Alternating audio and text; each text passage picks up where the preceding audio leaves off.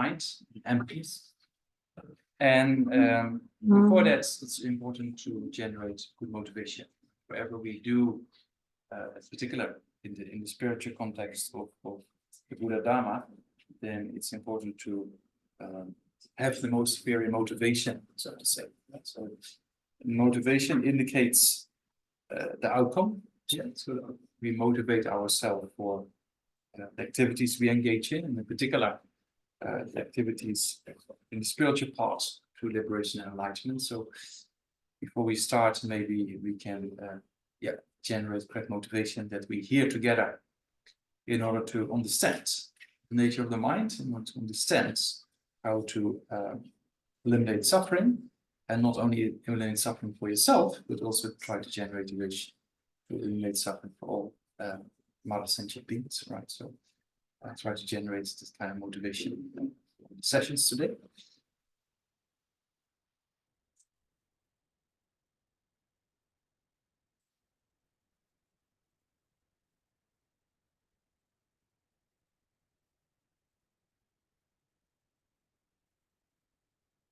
And then, go back to the origin of the Buddha's teaching and Buddha Sakyamuni. So maybe we do a few prayers at the start. So in the prayer book on page number 73, then he recites the praise to the Buddha.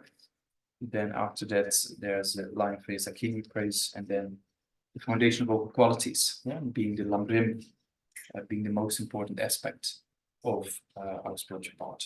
So we go back to the origin with the praise to the Buddha, page 73, and then the Heart Sutra, being the most essential teachings summarized of the Perfection of Wisdom Sutras, and after that, line face Akini, and then the foundation of all qualities, the whole overview of the Lambrim.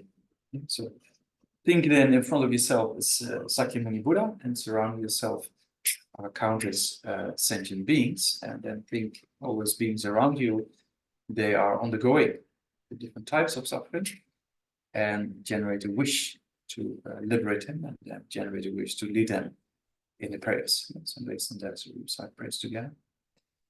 To the founder, and thou transcend destroyer, the one gone beyond, the full destroyer, the complete, perfect, full awakened being, perfect in knowledge, conduct, Sagata, know the world, supreme guide of human beings to be tamed, teacher of gods and human beings, to you the complete, fully awakened one.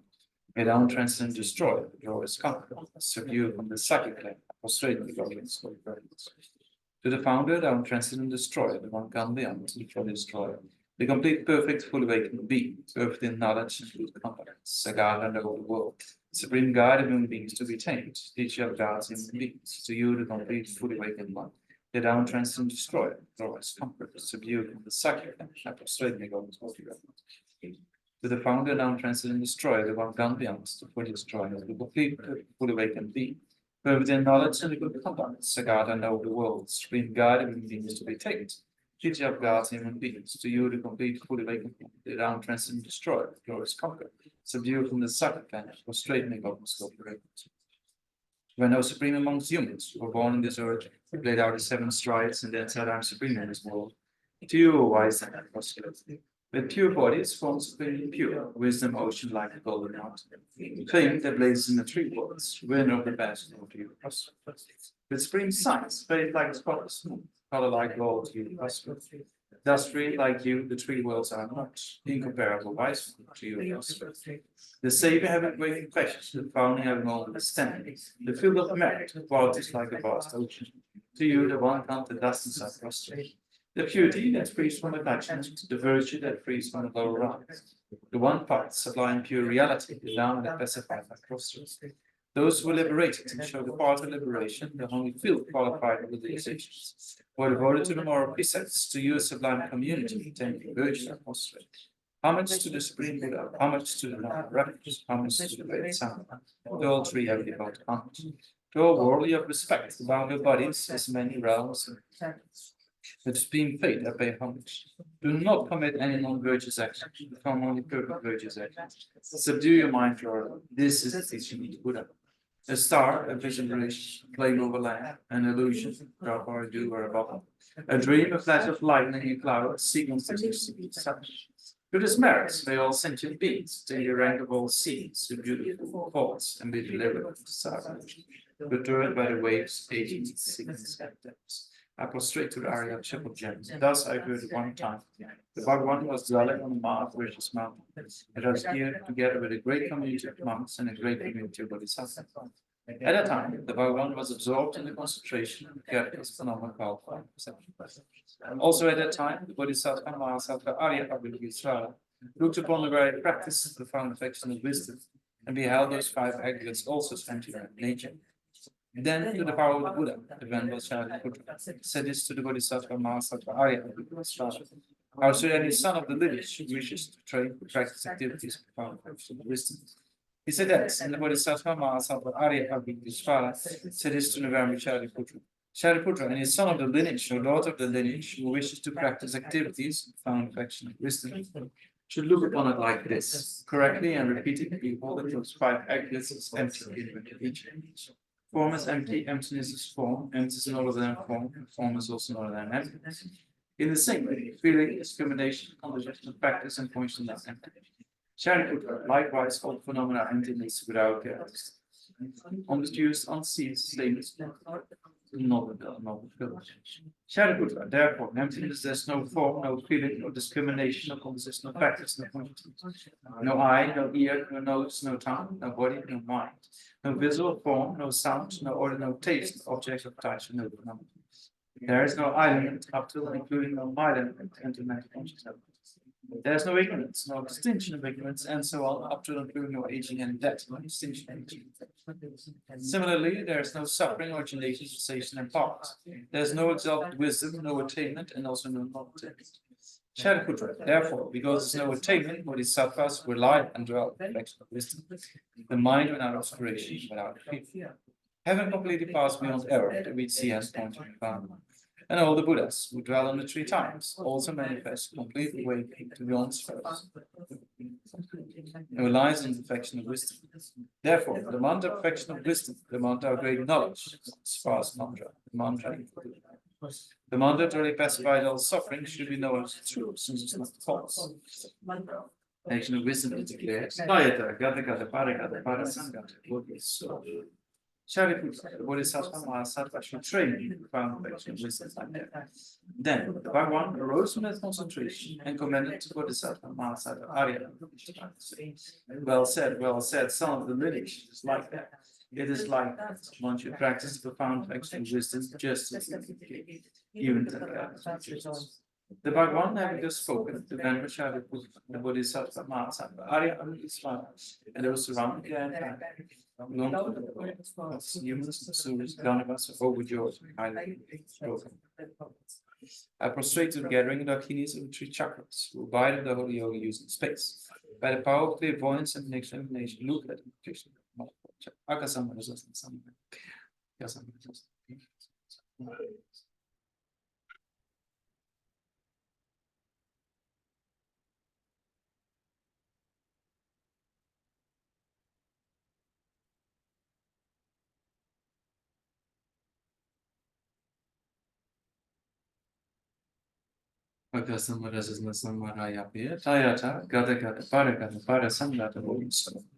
By the teaching of the three supreme jewels, this is the power of truth, may in and out in be transformed. May it be dispelled, may it be pacified. May all negative forces posted down be completely pacified, and may the host of 80,000 obstacles be pacified.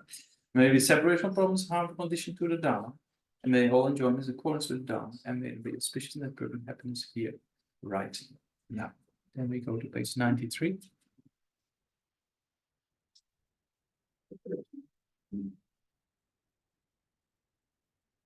The foundation of all good qualities is the kind and perfect pure Guru. Correctly devoted to the Guru is the root of the heart. By seeing this and applying great effort, please bless me to life and the Guru with great respect. Understanding the precious freedom of this rebirth is found only once. It's greatly meaningful and difficult to find again. Please bless me to generate the mind and unceasingly day and night takes its essence. This life is impermanent as a water bubble. Remember our pearly gates and death comes. After that, the shadow falls the body, the result of black and white. Finding firm and definite conviction in this, please bless me always to be careful. to abandon even the slightest negativities and accomplish all religious deeds. Seeking some side pleasures and to draw towards suffering, their own certain cannot be lied. Recognize these shortcomings, please bless me to generate a strong wish for the bliss of liberation. Led by this pure thoughts, mindfulness, alertness, and grace. Teaching is keeping the grudge amongst my fathers. Please bless me to accomplish this essential practice. Just as I have fallen to deceive some side, my greater ideals. Please bless me to see this straying supreme bodhicitta and bear responsibility of freedom my liberty. Even if I develop only bodhicitta, I will not practice the three types of morality. I will not achieve enlightenment. With my clear recognition of this, please bless me to practice the bodhisattva vows of clear energies.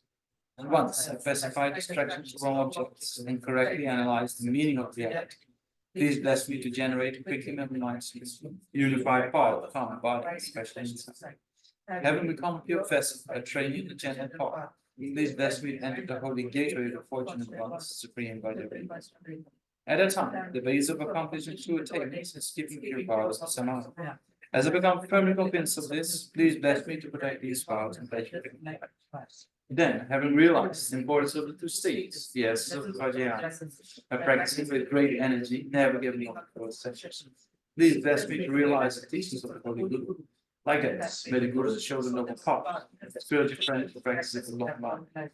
Please bless me to pacify completely out into the Hindus. In all my lives, never separate from perfect Gurus, I enjoy them against the time. Including qualities, states, and paths. May I quickly attain this state. Short mandala on page 98, top one.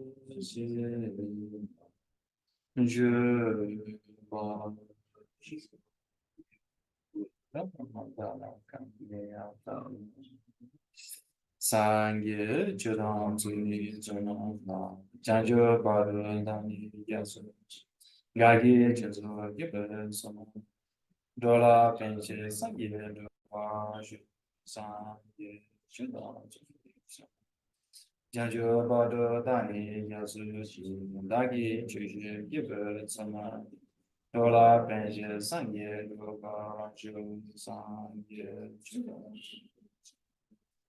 Janjo Bado Dani Jasu Dagi Chushin Givers Dola Pension Sangye Doba Chutun to Constitution is with our Tanchi Tanchi what on the Yeah, so related to the topic today, start with a quotation by the great fifth Dalai Lama. And there, His Holiness says, what did I say? Wait, seventh? I said fifth. Yeah. Huh? I said fifth, is it? Yeah, but I meant seventh.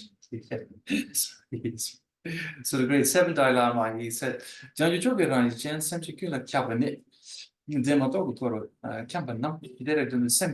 translates as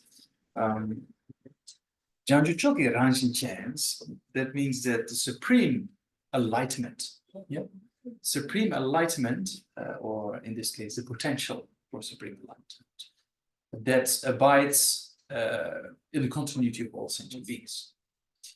Not having realized this, they wander around in samsara.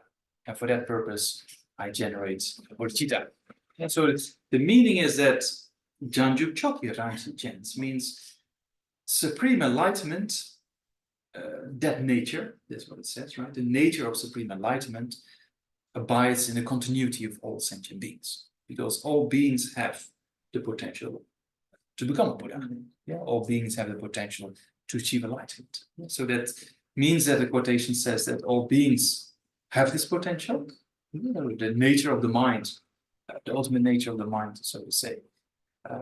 All beings, yeah. So that includes humans, animals, mosquitoes, everything. Every being has potential to develop. So that's kind of the first two lines, of this verse. Jiangju Choki, Jiangju, Tibetan, Jiang, the first, so we say Jiangju Choki, so we say supreme enlightenment, right? The nature of supreme enlightenment, that's a literal translation of the first verse or the first line. Yeah, the nature of supreme enlightenment. So Jiangju means, Jiang means to eliminate all faults. Ju means to acquire all qualities. So that means all the faults of the mind, when all the faults of the mind, like the destructive emotions, like anger, attachment and desire and jealousy, pride, ignorance, when all those afflictions are being taken away and all the qualities are being generated, then you achieve liberation. Yeah. So Jiangju, the two terms in Tibetan, Jiang means to purify all faults, and Ju means to acquire all qualities. Yeah. So that means eliminating destructive emotions, eliminating afflictions, and acquiring the qualities, the mind. Yeah. So that's kind of what Jiangju actually means, or enlightenment actually means. Chok is kind of a syllable that makes it superior. It's a superior enlightenment. The nature of that is what it says. The nature of that superior enlightenment abides in the continuity of all sentient beings. So what does that mean? That means that all beings have two potentials. Yeah, we have two types of potential. One potential is the ultimate nature of the mind, and the other potential is that what has to be developed. Yeah, so the ultimate nature of the mind is that our mind is basically does not exist from its own side. Our mind is what we call emptiness, has the emptiness of inherent existence. That means that the mind by itself doesn't exist in an inherent way or in an independent way or in a way that it's all by itself. Right? So the mind is in the nature of dependence, and because of that nature of dependence, that's why we say it's empty of inherent existence, empty of existing from its own side. Yeah, so that's one potential. And that potential, our mind having this ultimate nature, and the mind of the Buddha having an ultimate nature, those two minds or those two aspects of the ultimate nature are exactly the same.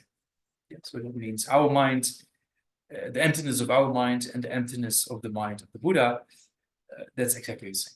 Yeah, so that means that that's the Buddha potential by nature, as we call it. So that's what it says in this verse. That's one aspect. The other aspect is the Buddha potential that has to be developed. Yeah, because in certain texts you can read that we are already enlightened, or in certain Buddhist traditions it says we are already enlightened. That does not mean that we're already Buddha. It means that we have this potential. Yeah. That's this potential by nature. But we have to develop it. If we look at our mind, then we know there are some issues in the sense of we haven't eliminated all the faults. Yeah, we still have anger, strong desire, jealousy, pride, particularly ignorance. So it's quite clear. The way we look at things, the way we perceive things is basically, sorry to say that, but it's basically all our perceptions are mistaken. The way things appear to us appear in a mistaken way. Things appear very solid, independent, but that's not the reality. So that's kind of quite clear. Even in the science, it's very clear that in the scientific findings, also you see that, particularly in the field of quantum mechanics, that you see that what appears to the mind is not really reality, but also in the field of neuroscience, it's quite clear with people like Aniel said, for example, that whatever conscious perceives is very subjective. It's individually based. It's not that what appears to your mind, that's the reality. For you, you think it's a reality, but actually is not really the reality. So we'll come to that later on. So that means that the mind that has to be developed is the other aspect of the potential. We have to develop it. And it's possible to develop the mind for various reasons, because we know we can change. And even in neuroscience, with neuroplasticity, it's quite clear in the last decade or so that it's possible to change. Change your mind, change your brain. That's very clear in science.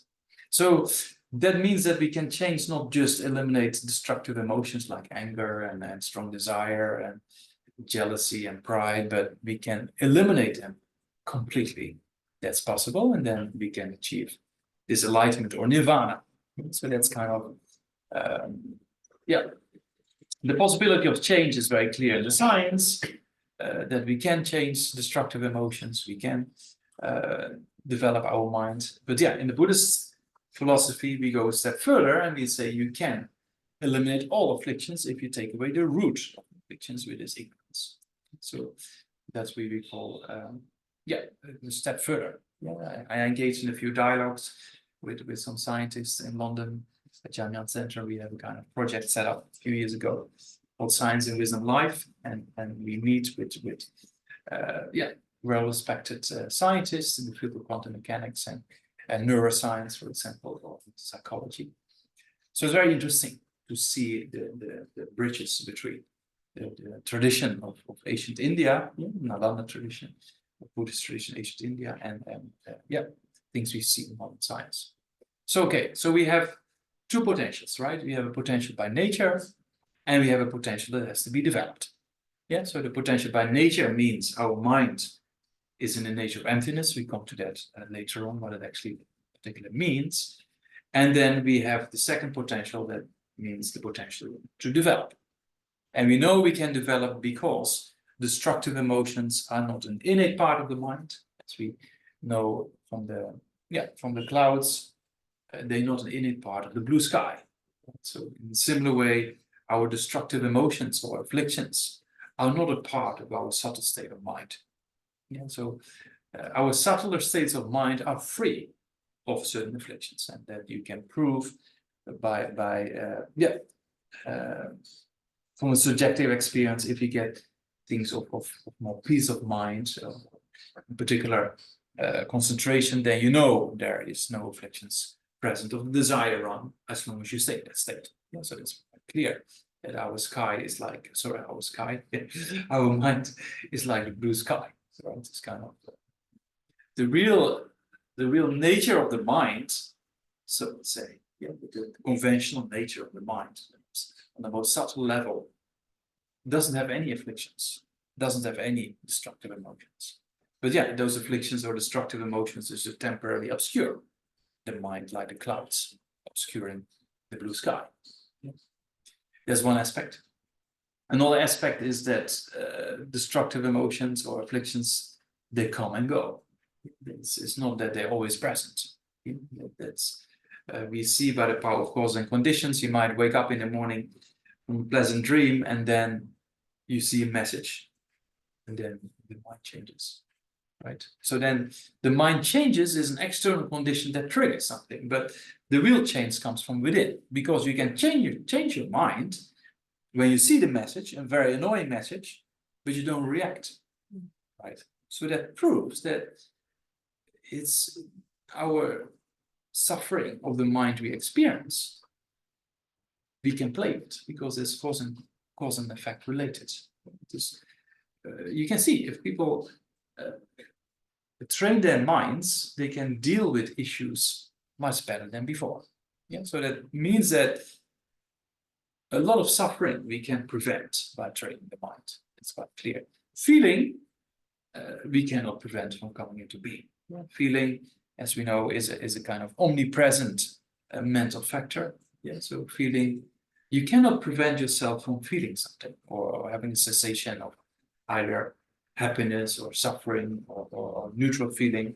You cannot prevent the feeling. You cannot prevent this kind of sensations. That's quite clear. When we sit, we can feel there's some pressure here and there, or it's a bit warm, and then the breeze brings a bit of coolness. So you cannot prevent yourself from feeling. You cannot prevent yourself from having cessation mind. But how do we react? That we can train our mind. So that means that these destructive emotions, first of all, they're not the innate part of the mind. Secondly, they are coming and going by causes and conditions. So if you play with causes and conditions, then you can deal with things much better. Shantideva said that if the whole world is covered in thorns, you can do two things. Cover the whole world in leather or cover your feet. So what's easier? Cover your feet, right? So that means if you train your mind, then wherever you go, you will not be disturbed. So that's kind of a possibility, to do that. So that's kind of what we call that the destructive emotions or afflictions come and go by the power of causal conditions. That's the second reason that they can be eliminated. The third reason is that they're not in accordance with reality. All afflictions are not in accordance with reality. Then, when you get angry, then you overestimate the faults of its object, of the person or situation. When you get angry, you only think about the negative aspects of the person or the situation. You don't like even to think about, even if other people mention it to you, you avoid basically looking at the qualities. Although the person might have qualities, or it's the project or whatsoever has benefits, but you don't. When the mind of anger is present, then it only likes to think about the faults. So that means that anger is not in accordance with reality. Even scientists like psychologists, psychiatrists, Aaron Beck from the University of Pennsylvania also said that 80 to 90% of what appears to the mind of a person who has anger, strong anger in the mind, that is 80 to 90% is not reality. It's just mentally fabricated. Yeah, so that's the second. Third point, that the destructive emotions of afflictions are not in accordance with reality. And if you see reality, you eliminate them. That's how it is. It's quite clear. Yeah, so based on that aspect, we see there's a potential to develop. We talk about potential by nature and potential to develop. So the potential to develop is possible because of these reasons. That afflictions are not an innate part of the mind. Afflictions come and go by power of causal conditions. And the third reason is that afflictions are not in accordance with reality. If you understand reality, you eliminate all afflictions. So that's what we try to get at this weekend is, understand reality. That's very important. That's also, If you understand reality well, that's much more peace of mind. And you see that even with scientists, if you look at scientists like, David Bohm or Carlo Rovelli, in the field of quantum mechanics, then you can see it influences them. Carlo Rovelli, for example, he's not really, as far as I know, he didn't tell me that he's really into a spiritual part or something. But he looks at the physics of reality, and then he understands the dependence, and then he understands responsibility. And that's why he strives for world peace and things like that as well. It's very interesting. David Bohm was very similar in that regard. If they see the reality of dependence, they see the reality of being responsible for their acts. It's very, very clear. And also seeing that things do not exist independently. They see that in the science, and that makes them much more easygoing, in the sense that we know a person who is very narcissistic has a lot of difficulties in life. That's that the science is very clear about it. The Buddha 2,500 years ago already said that if you have a strong ego, then that's the cause for problems. So that's quite clear.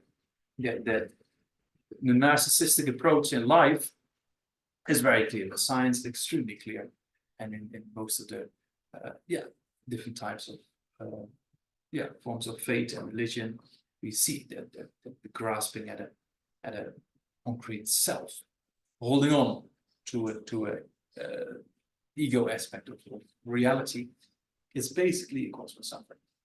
And we see that even in medical research with psychedelics, that there's ego dissolution, and it brings benefits.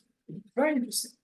So that means that all our destructive emotions, all our afflictions, they're rooted in ignorance. Yeah? And this ignorance is this holding on to an I that actually does not exist, but we think it does exist and we believe it exists, and that's causing a problem. And that's not only in the Buddhist context, not only in this life, but since beginner's lifetime. So that's something maybe we should do something about it. If you be, you know, deceived by a mind, misunderstand reality since beginner's lifetime, and we always fall back in the traps of the destructive emotions again and again and again. So now we're very fortunate to examine this and to do something about it.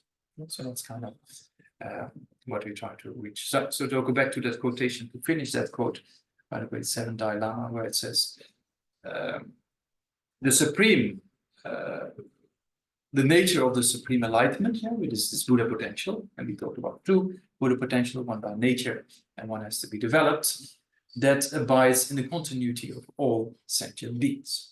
So each and every individual has this ultimate nature of the mind, and each and every sentient being has the potential to develop. For some people, it's a bit more difficult than for others, but each and every individual has the potential to become a good human being. That's guaranteed. Yeah. And not only good human being, all the way up to achieve enlightenment. Yeah, so that's, not having realized this potential, and that's the problem. It's the nature of reality, but most people haven't realized it. Yeah, and that's why beings are wandering around in samsara. That's what it says. So not having realized or understood, yeah, first understanding, and then it becomes a part of yourself, and then you realize it, then, yeah, not having realized these potentials, then you're wandering around in samsara, right? The cycle of cyclic existence, yeah, because of the afflictions. That's why we're wandering around in the cycle. And that's, if you see that beings are wandering around in samsara, and you see the potential and possibility for them to get out of that, then you can generate a strong form of compassion, right? You can generate a wish to liberate. So that's that walks all the way up to the mind of enlightenment, and that's what it says in the last line. For that purpose, meaning for that purpose, having seen sentient beings have these potentials, and knowing they haven't realized it, and that's why they're wandering around. For that purpose, I generate the body-mind. Yeah, for that purpose, I generate bodhicitta, mind of enlightenment. Yeah, so that's what the quote is saying, and that brings us to the topic of today: is to understand the ultimate reality and the nature of the mind. And so that's very important. If you don't understand your mind, then you just follow easily what comes to mind. Yeah, so the first step in our development is kind of awareness building, right? We have to become aware of mind. And so the first step is awareness building. The second step is emotional regulation, right? And that's kind of, you could present it in a secular way. And then after that, you try to realize the nature of the mind, and based on bodhicitta, and then you can achieve enlightenment. Right? So first is awareness. If you're not aware of what's going on in your mind, then you don't progress. You first have to really understand the mind. So the awareness, first step, emotional regulations, second step, and then based on bodhicitta or compassion, then understand the ultimate nature of the mind, and that's the third step to liberation, right? So you could, or enlightenment, so you could, in a secular way, present it like that if you wish. The first one is awareness. Without understanding your mind, without understanding what is a positive state, what is a negative state, what makes me suffer, what makes me unhappy, what makes me happy, without understanding those aspects, you will never really progress. Yeah? So the first step is awareness building. By checking, and there's different levels of awareness building. Initially, we try to understand the different emotions in the mind. That's one level of awareness. Just check, like a scientist observing a particular phenomena. You don't get engaged. You don't act upon thoughts that come. You just observe what's going on. That's kind of from a neutral perspective or from a distance. If you look at things from a distance without being involved, you learn so much. You know, if you just observe without being, having any prejudice or, if you just observe what's going on without any biased attitude, you learn a lot. So that's what the first step of the mind. And there's different levels of to do that. First, you just see how destructive emotions come, how they abide, how they disintegrate. Yeah. So, for example, you wake up in the morning, you had a nice dream. Actually, you want to go back to sleep to dream over, but often it doesn't happen in the same way. So then you see an annoying message, or you see something on the news that disturbs your mind, and then that's it. The happiness of the dream is gone, right? So that means that the feeling, as I said before, the feeling we cannot escape, but our reaction we can actually train in, yeah. So that the reaction depends a lot on first being aware, that because sometimes it happens to you that halfway through the day you all of a sudden are unhappy, and I think, how did this happen? Why did it happen? Right? So that's a very important aspect to know. Oh, yeah, I don't know. I saw this on the news, or I saw that message, and then I reacted like this, and that disturbed my mind, and that's why I'm unhappy now. So then it's very interesting. Then you have this awareness and say, "Oh, that's so interesting," because then you see it's just a play. The more you be aware of about these aspects, it's just coming and going. The mind, nothing else.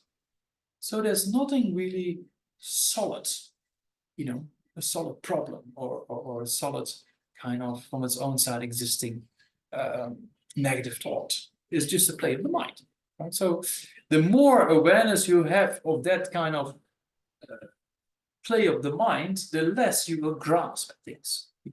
The more you see things as coming and going, the less you will grasp at things, And that's also true with many things in life, like, death and impermanence, exactly the same thing.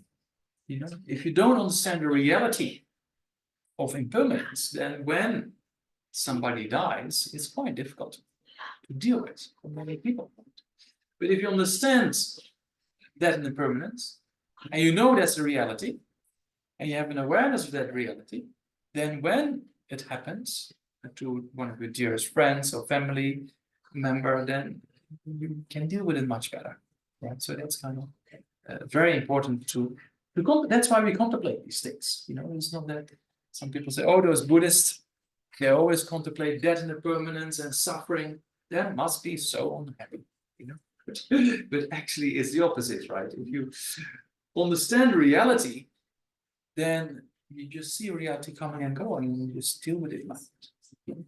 So then your reaction is much more,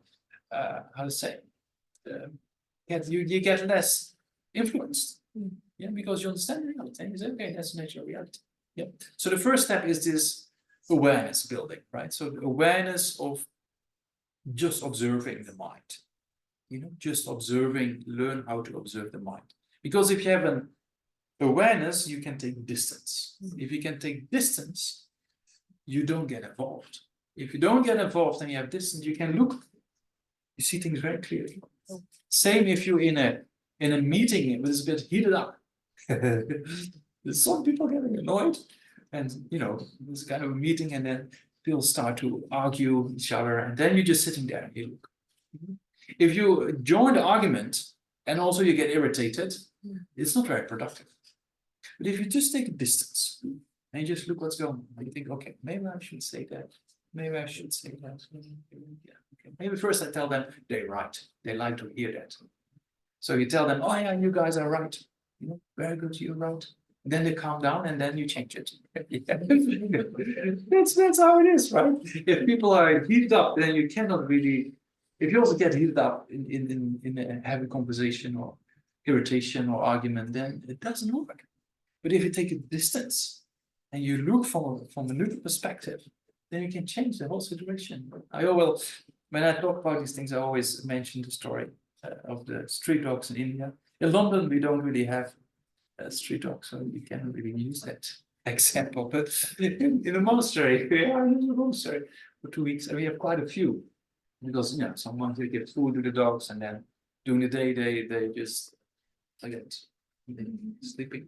But at night they get very active, and then they're groups, the groups, and then when there's a new dog coming, they start barking and some fighting each other, biting. But sometimes there's a dog coming, and then instead of barking back, he just wakes up still and starts to play. And then the other group of dogs, oh, what's going on? What's going on? They're barking, and then stop barking. And they start sniffing, and then before you know, they play. Right? You can see, even in the animal realm, you can see how you react influences the whole group. So in a similar way, humans very similar. Humans are very similar. I don't know if you should say dogs are very similar to humans, or you should say humans are very similar to dogs. Because we have similar afflictions, right? That's quite clear. Yeah. So, So if you take distance with awareness building, that's the first step. If you take distance, there's much more clarity. Same if you have a problem at work, or you have a problem at home, and you take a break, and you go and you come back, you look at things much more clear. Much clearer than before. Yeah. Why? Because you didn't get involved. You just took distance, and then by taking distance, you have a clearer picture of the whole thing. And so that's the meaning of the purpose of awareness, is to take distance and have clarity. That's the first step of the mind. And there's different levels of the mind. First, we check how these afflictions come and go, and then we apply antidotes, and then over time, when the afflictions are a little bit under control, the course of levels of the afflictions, they're a bit under control, then there's a kind of subtle form of awareness that you just look at the affliction, and you look at the affliction straight into the eye. The eyes, or many eyes, I don't know. So when afflictions comes up, you just look. And then you just can see that afflictions are basically just a play of the mind. Yeah. And the more you understand that nature, the less they will influence you. Yeah. So that's also an aspect of this awareness building, that if you just observe afflictions, then oh, look, there's anger coming. There it is. Then you look at it from a completely different angle, and this is just, and then if you join it with ultimate reality, there's no I to be blamed. There's no person who is, is guilty of anything, because it's just a play of the mind. There is no inherent I, so to say. There is no from itself existing I to be blamed or a bad person. If afflictions come up, you just see, okay, that's the ripening of a previous habituation pattern, nothing else. If you see that an affliction is a ripening of a previous habituation pattern of that particular affliction, then you get less influenced by it, because you see it's just a play of the mind, right? So that's kind of that's kind of a more subtle level of awareness building that eventually can be accomplished. Yeah, going forward later. So, but first is that you have to get rid of the coarse levels of afflictions, right? So that means you first just observe the mind and see what actually causes my mind to be happy, and what causes my mind to suffer. Because most of the suffering we experience are basically mentally created, the mental aspects of the mind. So, that's kind of the first step, is this awareness building. Then when the awareness building is being accomplished, then we can regulate, or to transform, you could say, to transform the afflictions into constructive ways of thinking, or positive ways of development, so to say. Yeah. So first is this awareness. So how do we do that? Awareness, we need to be able for our mind not to be scattered. If the mind is scattered and drifting away, or daydreaming, or stress, thinking about this, thinking about that, worrying about this, worrying about that, that's not very productive. Worrying by itself is basically a destructive emotion. So we often worry about this, worry about that, and things we worry about, most cases 90% or something or more, it's never going to happen anyway. We're just worrying about things. So we have so many things in the mind that we believe, but actually it's just not a reality. So that's kind of the first step is awareness. So the way to build awareness is to be able to concentrate the mind. That's if you able to concentrate on a particular object. Yeah, so we can do a concentration on the counting of the breath. Yeah, one of the most common ones. If you're able to concentrate on an object, then you will see, as soon as you try to concentrate, the mind drifts, oh, a car, oh, this sound, oh, that sound, or what you did this morning, or what you're going to do this evening, or this person, this conversation yesterday.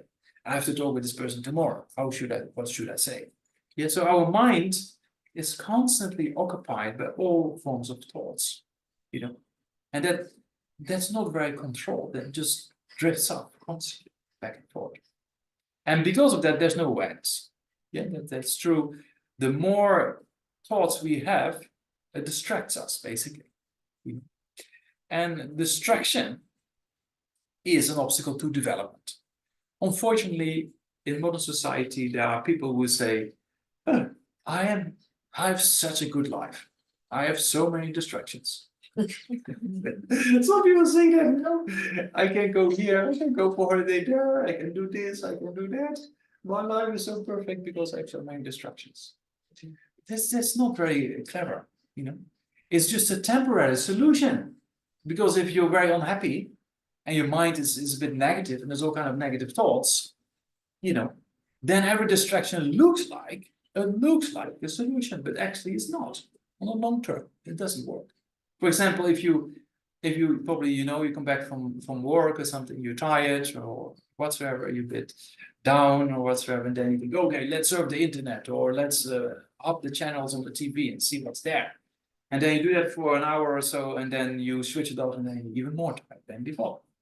Right. So as long as you engage in surfing the net or seeing what's on TV or whatsoever, then the mind is distracted, so you don't know that you're tired. You don't know that you are unhappy. Right? It's just a temporary distraction from the suffering, but it doesn't solve it. It actually gets worse because you get more distraction. And that's why you see people, putting their mobile phone next or under the pillow, something like that. People, they married with a mobile phone, these things, right? Yeah, it's very true.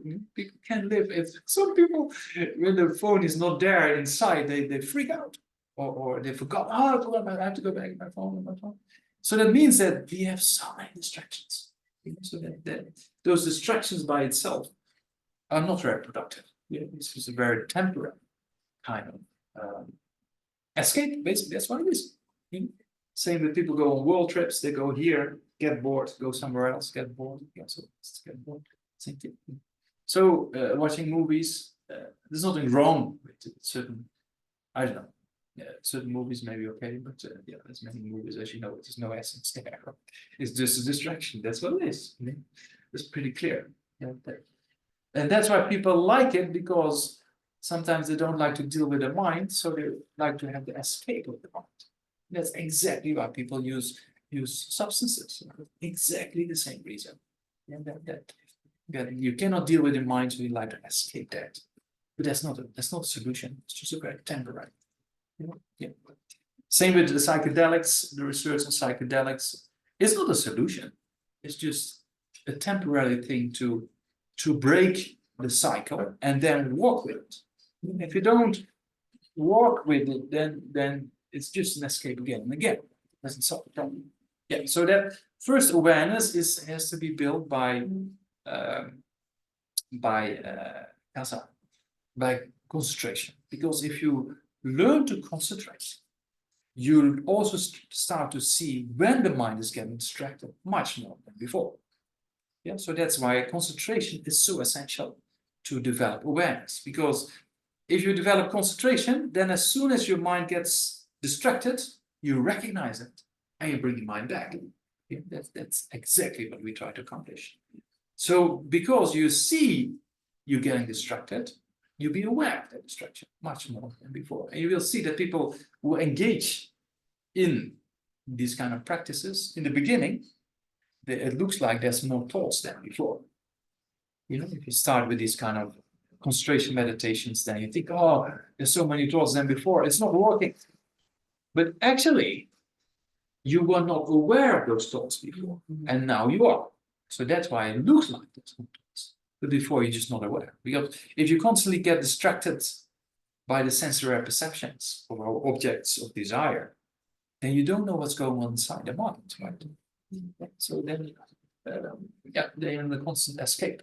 Yeah, so that's kind of the first step. So we have to generate an awareness, and that awareness we generate by the power of developing concentration. Yeah. So if you develop concentration, what you do, we will do a short meditation, counting of the breath. Yeah, so you count your breath, in breath as 1, out breath as 2, in breath as 3, out breath as 4, and you count from 1 to 10. And then you start over counting. That's one thing. The other aspect is that as soon as you hear something, or as soon as you think about something, then you should bring your mind back and say, oh, here I'm counting the breath, nothing else. I should focus on the breath and nothing else. So whenever there's a thought that comes to mind, you just let it go. You don't pay attention, you keep counting the breath. So in that way, actually, you cut down thought patterns. You learn, or you train yourself in not to follow certain thought patterns. The more you do that, the more control you get. The more control you have, the more control you have in either following a thought or not following a thought. Yeah, so then you get actually, and this, you have to do this over certain months or years to get some experience, and then it's much easier to recognize negative thoughts coming and then not to follow them. Yeah, so that's kind of a technique. If you learn how to concentrate, you'll be more aware of the thoughts. And on top of that, if you know how to concentrate, you also know how to direct your mind. You direct your mind to an object. So if you teach yourself to direct your mind to an object, you also know in the future when the mind drifts away to bring it back, right? And when there's negative thoughts coming up, to bring your mind back. So that's kind of, and we see the same techniques. Jeffrey Schwartz in the research with obsessive compulsive disorder, right? OCD, exactly the same kind of techniques being used. That you what he calls the power of mental attention. Exactly the same thing as we talk about in Buddhism, the mental factor alertness and the mental factor mindfulness. So alertness is aware of what's going on in the mind.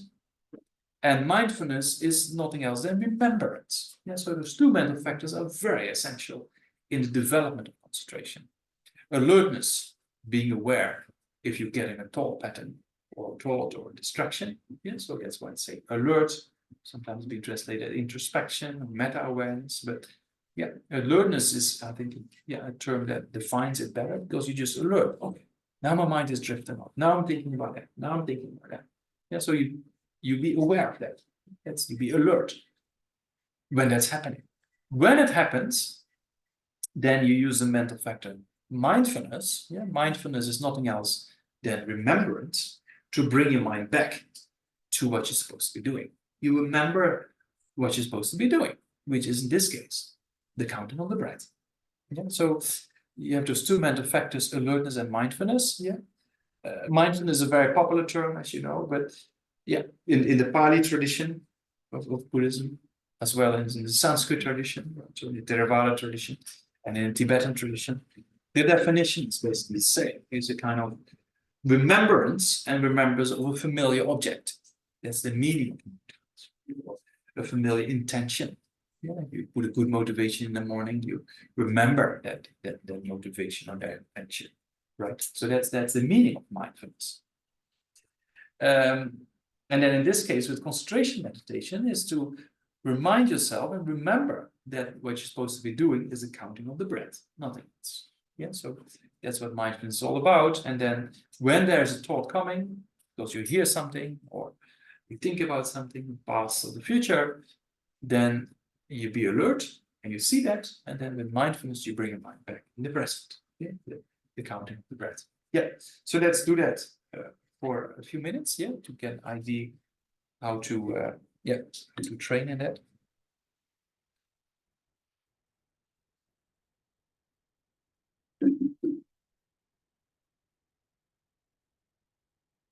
Yeah, so we wait till this is finished.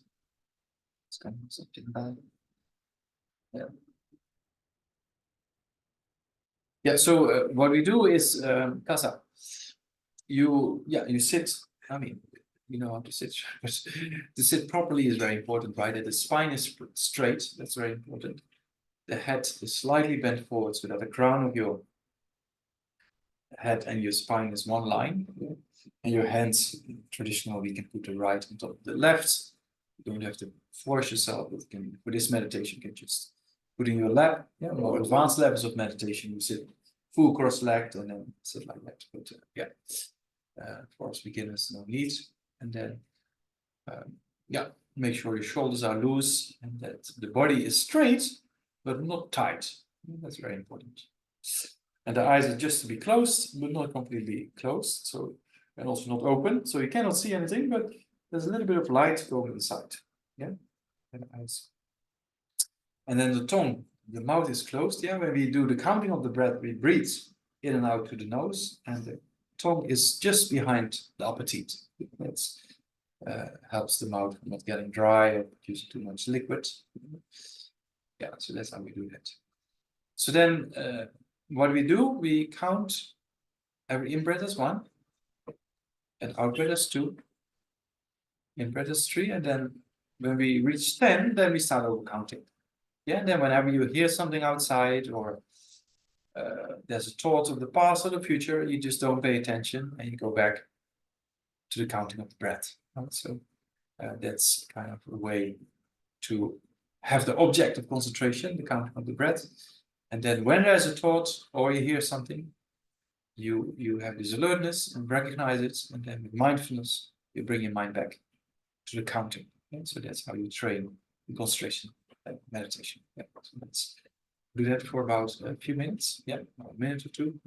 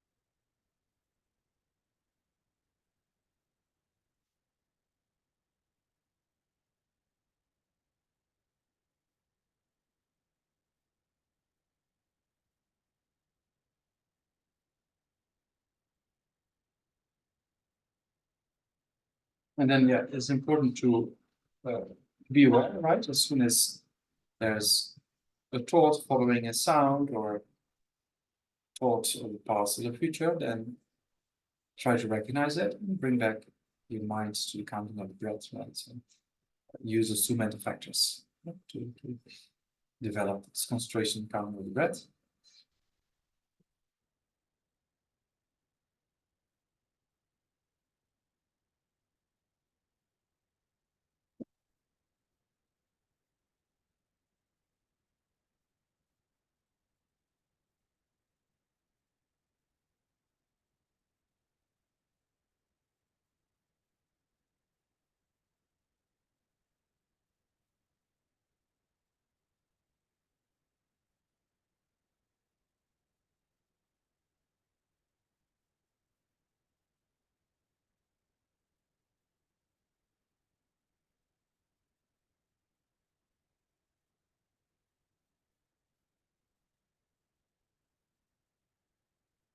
Yeah, so we can stop.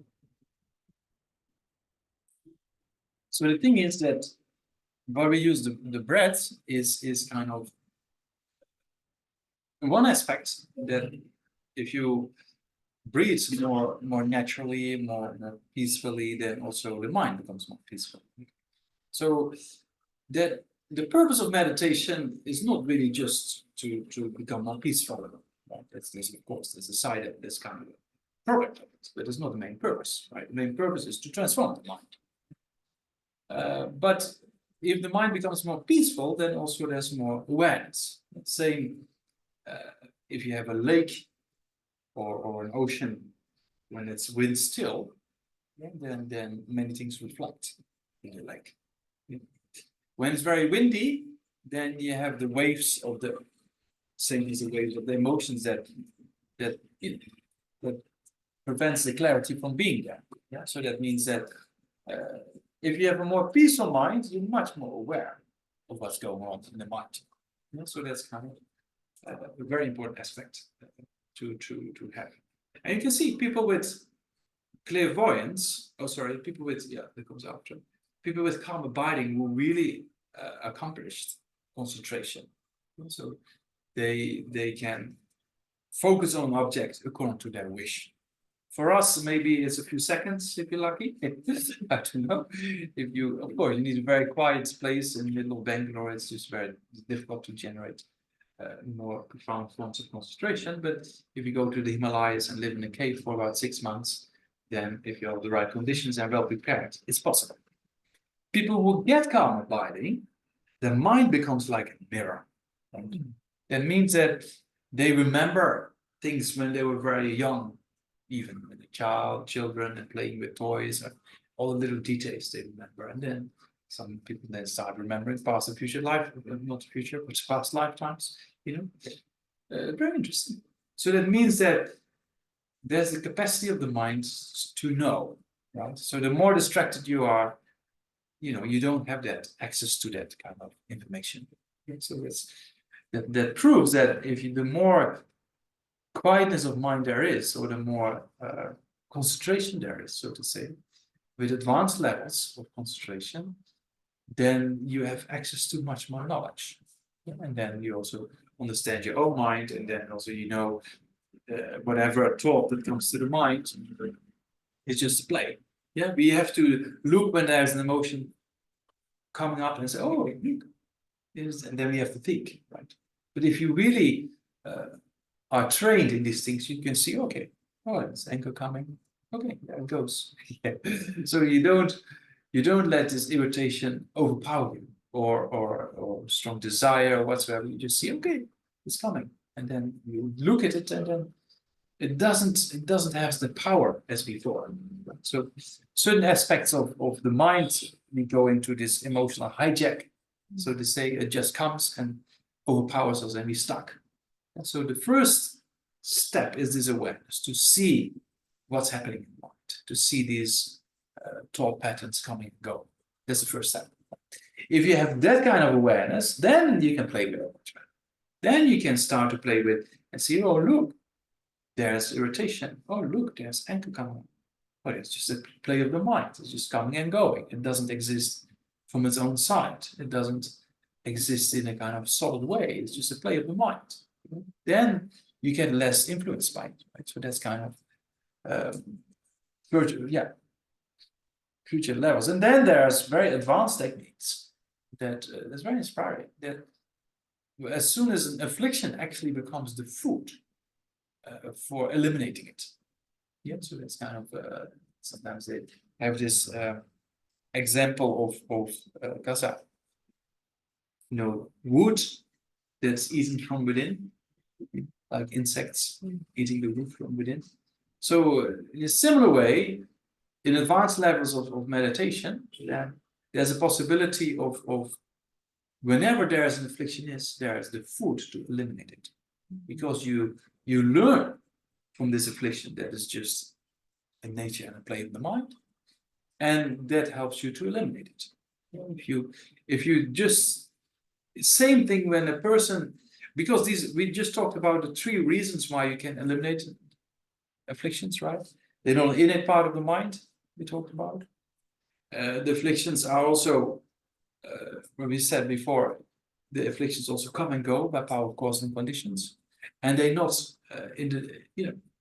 they're not going through reality. Yeah. So if you understand that your afflictions are not going through reality, you don't get deceived by them. Yeah. Same as a person who's lying to you, and that person knows, you know, that a person is lying to you, that person will stop lying. Right? So with destructive emotion is very similar. Isn't it true that when you have strong desire that comes up and then you follow it because you think you get some benefit? Yeah, if I get this meal, I become happy, or if I have this new phone, I will be happy. So we believe that destructive emotion. Or if I scold this person, then I get some benefit.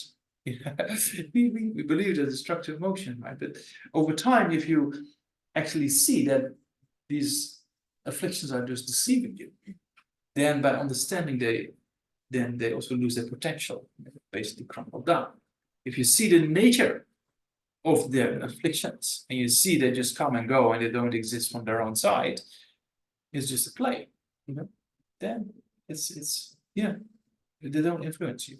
Yeah, so, and it's all rooted in this ignorance, as we're going to talk about more later on. Even talking about a play, even David Bohm, who was a physicist, he uses the same terminology. He says, his self-deceptive thought is just a show.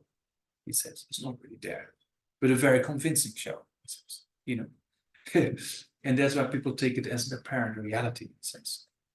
So it's very interesting words from a physicist, right, who understand the nature of reality by the power of quantum mechanics, and then looks at this self-deceptive thought, or this ego, when we talk about this inherent I, and then comes to the conclusion that actually it doesn't really exist the way it appears.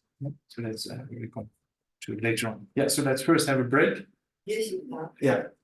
One thing you said, that it's not an innate part of the Mind. Yeah. But it's also the other part of it, that everybody has the potential for enlightenment. So there's the receptivity also. It is not there in your mind, and you also have that potential to develop. Yeah. That's true. That's what we talk about, right? There's two Buddha potentials. Right? One is by nature, and one has to be developed. So you see that it's not existing from its own side, and the other aspect you see is just cause and effect relationship. So you can develop it. Yes, tea time. Yeah, tea time. Okay, so let's just dedicate before we lose all the merit. Yeah. When the merit goes into the tea, we drink it. Yeah, so let's dedicate the two bodhicittas before we break for this is 15 minutes or so. Yeah. Jajo Senjo Rinpoche, Magye Panam Dikushi, Gyebai Namba Meba, Gone Gomden Bello, Tony Tawa Rinpoche, Magye Panam Dikushi, Gyebai Namba Meba, Gone Gomden Bello.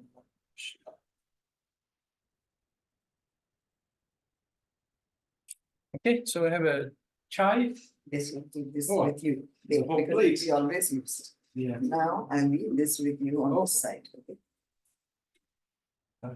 You'll have to make some space for it. Yeah, or might just this is fine. But some needs. Oh, I mean, you deserve it. do I? Yeah. Yeah, I was supposed to bring you.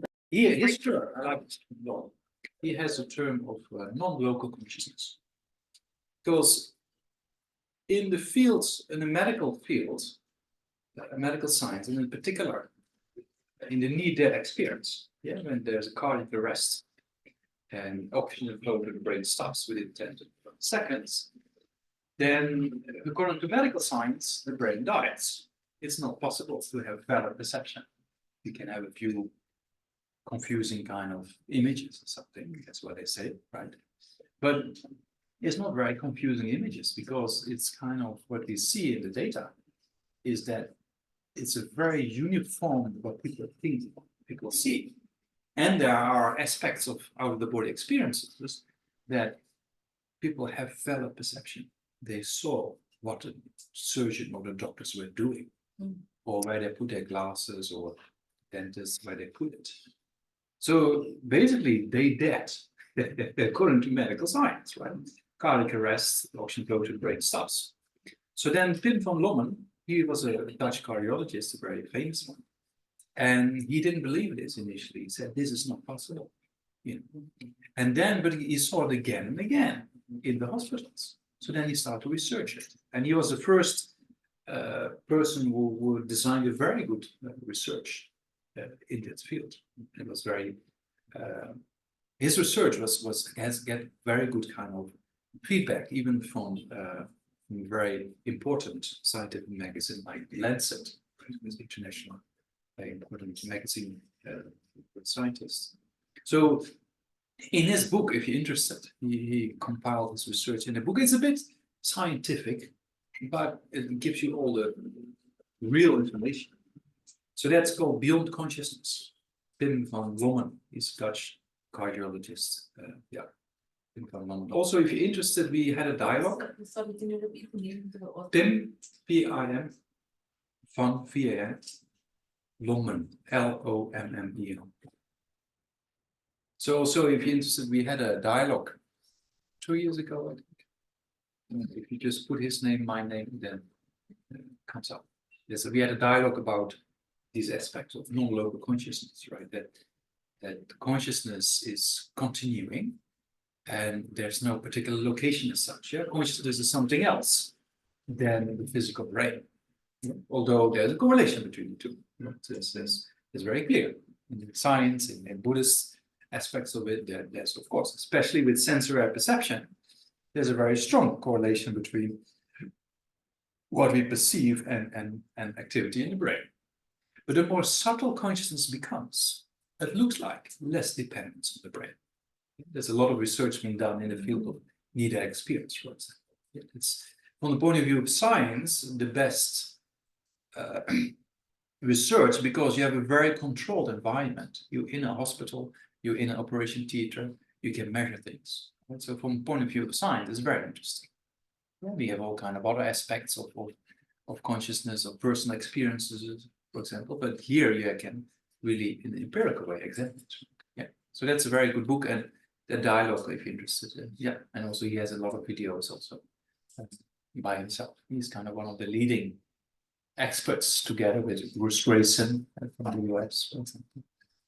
Yeah, so the continuity of consciousness is very interesting. Yeah, because in Buddhism, we talk about, for us, Buddhists or non-Buddhists, if you're interested in the spiritual path to liberation and enlightenment, you cannot change your mind overnight. Right? You following today and tomorrow doesn't mean your mind is changed next week. That doesn't go. You have to change your mind will take a long time. For some people quicker, for other people it takes more time. A lot of friends, we started with Buddhism early on in the 1993 in the Netherlands. And one of my friends, he used to be very bright, in traffic and always shouting and really angry. Then he said after 10 years, he got it much more under control. So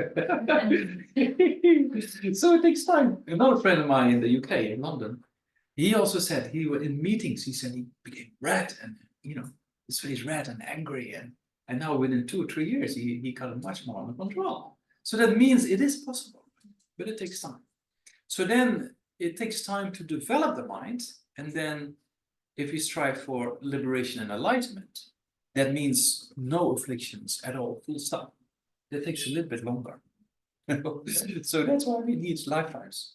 And that's why in India, most people, in the culture, it's there. Reincarnation is in their culture, right? But in the West, it's not there. So then what we do, we use a lot of scientific research because in Buddhist epistemology and philosophy, we say consciousness is something else than the physical world. And there's many scientists at the moment who actually say maybe consciousness is a fundamental building block of reality. Or maybe it's the fundamental block of reality. That's kind of very interesting movement, even to the, I won't say extreme, but even to the level of panpsychism. There are many modern scientists, in the field of neuroscience, in the field of quantum mechanics, they come to the idea that consciousness has an incredible influence on what we perceive and how we perceive things. That's right. You know, the Buddha already 2,500 years ago said consciousness is something else in the physical world. It's a different entity, or as you could say, that functions differently, right? So consciousness is not matter. If I say consciousness or mind, consciousness and mind, generally speaking, are synonymous, right? So, but there's a correlation with the brain. That's pretty clear. There's a correlation between. So what is that correlation? That's very interesting. You know, what is the correlation between consciousness and the physical brain? Yeah, so that's also been quite well researched. I just mentioned before the break, the OCD research by Jeffrey Schwartz. You know, that's extremely interesting because there it looks like that is two-way traffic. You know, that an untrained mind, yeah, like a person with severe OCD or other aspects of mental challenges, right? Yeah, people who have mental challenges, that if there's an untrained mind, the brain tells you what to do. So that means that in that way, it's top-down approach. It means that the brain tells consciousness what to do, how to react. Yeah, with OCD, for example, is washing your hands or counting the tins in the shop, or you're forced to do something. That's the case for an untrained mind, and with all forms of mental challenges, it seems to be the case that we just follow our patterns. Yeah, that's kind of this habituation patterns we just follow, or what we call this emotional hijack, right? With a depression, very similar. We just follow what comes to mind, right? So that in those cases, with an untrained mind, it looks like one aspect, of course, is the habituation patterns in consciousness, and those habituation patterns in consciousness have influenced the brain. Yeah, when we talk about neuroplasticity in science, it's not always positive. You can have neuroplasticity of negative thoughts, right? Mm. If you habituate your mind a lot to negative thinking, it will change your brain, right? So neuroplasticity doesn't always imply something positive. Also negative, that's exactly what it is. The more you habituate your mind to something, you will repeat that more in the future. That's quite clear. Okay? So when you have done that a lot, then at a certain point of time, your brain tells you what to do, right? So in that way, that in an untrained mind, you could think that there is a top-down approach. Brain tells you what to do, right? But with a trained mind, it's the other way around. With a trained mind, you actually develop your consciousness, and then you change your brain in a positive way. Yeah, that seems to be the case. And to see this from this OCD research, especially when Leonardo DiCaprio, one of the famous actors, when he played the movie The Aviator, right? Aviator. Yeah. So very interesting that the actor didn't have an OCD problem before the screening, but then he had to train mentally. Then you see the power of motivation and the power of intention, right? You have to think, okay, now I have to wash my hands. Oh, now I have to act like this. Now I have to act like that. So he did that for a few months, habituation. Then after the filming, he got an OCD problem. So first he tells his brain what to do by thinking in particular ways. Then his brain changes, and then his brain tells him what to do. And then he had an OCD problem. Then he went to Jeffrey Schwartz, and then Jeffrey Schwartz helped him to rewire the brain again and not follow those thoughts. It's very interesting science. Then you can see there is a correlation between the physical brain and consciousness, and it also proves the two-way traffic. In an untrained mind, the brain tells you what to do, and you're stuck. But with a trained mind, you're in control. That's exactly what we talked about in the session before the break. We have to first build awareness, see what comes up to the mind. Then the next step is to direct those kind of thought patterns, right? So that's exactly what you're talking about. And I see the same thing in this field of the science behind it, right? It seems to make a lot of sense, right? Yeah. And then, of course, that's with the more coarser forms of consciousness. The more subtle consciousness becomes, the less dependence on the brain. Yeah, and that we see that, for example, in the near-death experience, it's very clear science that there are cases, people of an out-of-the-body experience. That if you look at the research from Pim van Lommern, I just mentioned, right, and Bruce Grayson. Bruce Grayson is a psychiatrist in the US. He does a lot of research regarding this fields. And if you look at those, and there's a few others, but yeah, if you look at that, then it looks like that, what is it, the figures between 80 and 90% or something. I don't remember exactly the figure, but what people perceive in a clinical death, if they have an out-of-body experience, 80 to 90% is valid, right? So that means that it's not just an hallucination, as many materialistic neuroscientists like to put forward, because that's the only explanation. When oxygen flow to the brain stops, people see all kinds of things. That's how they explain it, right? But if you look at the actual science behind it, then that 80 to 90% is valid perception. That means that they clinically dead, but they know where the nurse put their pair of glasses, or the dentist, where they put them, somewhere in a drawer. They come back to life. If they don't come back to life, end of the story, right? I mean, end of the story for that particular life. But then they go back to the wards, and then the day later they say to the nurse, "Oh, you know where my glasses are? You put them there and there." And the nurse says, "How do you know? You were dead." Yeah, so there's many cases like that 80 to 90% of people perceive. Or there's very interesting case studies that once the surgeon was trying to bring back the person, yeah, with CPR, yeah, and he was shouting at the guy, "Come on back, you bastard," And then later on, when he was on the ward, he came back to life. First, he was very disappointed because it's a temporary thing, but if you die, there's a sense of a blissful feeling. So that's very light and yeah, very cool, yeah, not like this. Very peaceful. So it's very peaceful and very light. And then when he came back then they brought him back with the CPR. He came back to life, and he said he was very disappointed to be in this body again. But then he came back to the ward, and he told the surgeon to be careful what he was saying next time, because he heard. We say mental consciousness that when it comes more subtle, there's a possibility of knowing things, right? So that's very interesting science. Then these kind of scientists like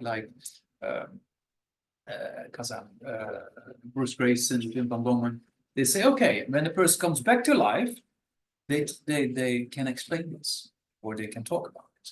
But when they do not come back to life, what happens then? So they have this question. And then we in Buddhism, we say the continuity of consciousness continues to the next one. Yeah, so that's kind of, and there's also this research by Professor Stevenson from the University of Virginia, for example, who did research about children remembering previous lifetimes. And that is cross-culture, and not only in cultures where people believe in reincarnation, everywhere. And one of his students, Jim Tucker, for example, continued that research. And also there's you can see on Netflix or even on YouTube, there's a kind of series called Surviving Death. Very interesting material. That there are people who remember previous lifetimes. Yes. So that does not mean if we don't remember, it doesn't exist. It means that we don't remember because we cannot access that information. That's what it is, right? People who can remember, they can access that information. Yeah, it's mostly children who died in the previous lifetime in an accident, suddenly. Because if you die suddenly, it's much easier to remember. If you die with a sickness and you die slowly, then everything degenerates, right? So you cannot really remember. But if you died all of a sudden in an accident or in murder cases, then it's a high possibility of remembering. Yeah, and you see that also in all these case studies. With children remember previous lifetimes. So it's very interesting science about the continuity of consciousness. So that also brings us to another important aspect, is because we don't remember, that does not mean it didn't exist. It means that we cannot access that information. Another very interesting aspect is what we call hypertimensia. Hypertimensia is an aspect of, there are a few cases that will be very well documented, that people remember every single event in their life. Yeah, if I ask you, what did you do on, today is 23rd, right? Almost Christmas, no? Tomorrow, day after. Yeah. So what did you do on the 23rd of November 1993 at 11:20? You had coffee. Yeah. I said this once to a few friends of mine in Spain, and they said it was my birthday, because today also our birthday. Yeah, but what you actually did at that time, you don't remember, isn't it? But there are people, and that's very well documented and researched, who can remember every single day of their life. And they say, okay, it was a sunny day, we went to the beach, this and this was on the news, and I did this every day. And it's very interesting science, because there's a few very interesting cases being examined. There's one lady in the US who was like spot on. You give her a date, and in any year that says this was on the news, right? And she was once in a TV show, a live TV show. And the presenter had this big book about the last 20 years of news events.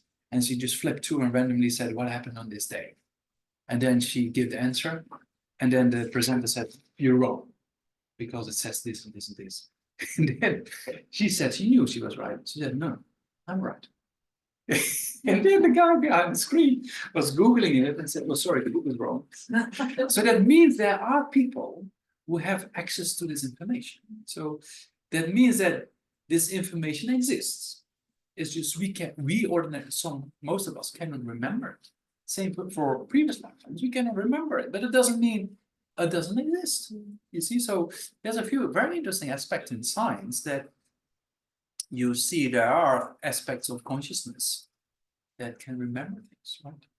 So that's kind of the physical body and sensory perception has many limitations. You know, the physical body and sensory perceptions has many limitations, but mental consciousness is beyond limitations. And that's why, you know, people like Richard Davidson, for example, they talk about the Olympic meditators. Yeah, that means people who have like 15 till 50,000 hours of meditations done. Yeah, they produce gamma waves that was never measured in the human brain before. It's very interesting. Yeah, that there are incredible potentials of the mind. So that's where we just talked about Buddha potential this morning. But you know, if you look at the science, right, that people can produce. And what does that mean to produce these high gamma waves? It means they don't grasp at things. You know, when we grasp at things, right? So they don't grasp. The more you have this awareness, the more you just see what's coming and going. You don't grasp at things of reality. So they say that these high scores in gamma waves is like if you write in stream of water or in a lake, you write with your finger. Yeah, it doesn't really stay. Yeah, so that's with these meditators. They don't grasp at things. Our emotions, they're like written in stone.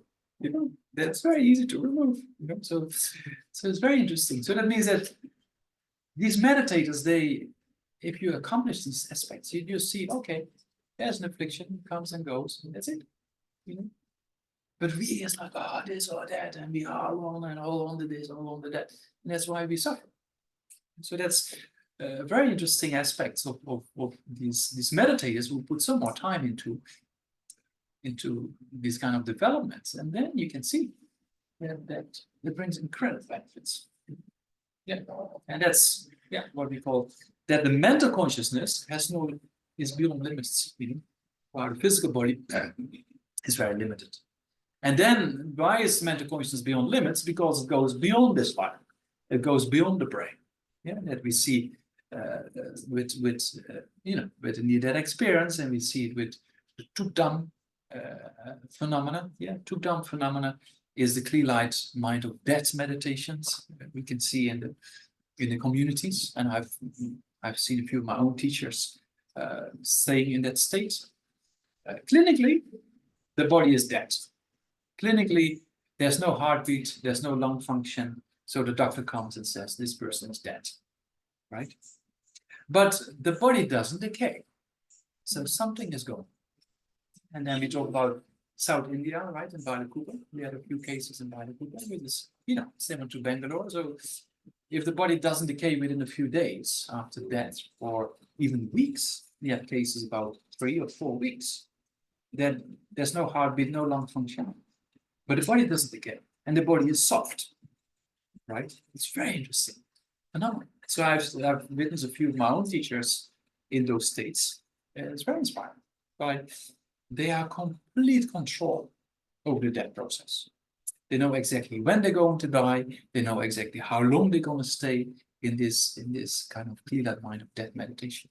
They even joke about it. One ex-abbot from Dume, again, Ultin Sitten, who actually said to his students in the house group, he said, because normally the monks engage in 24/7 aspects of pujas and supporting and making prayers for the reincarnation to come and to help us and to lead us further.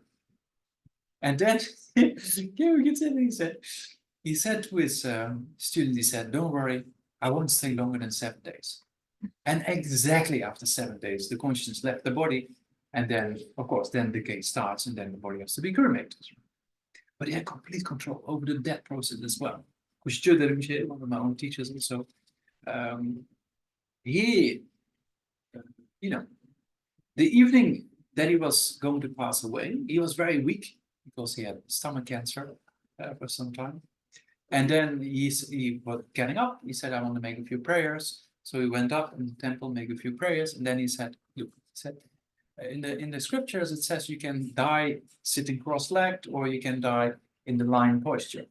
That's the Buddha also and said, because of my condition, I lie down. And then lie down and pass. Please control.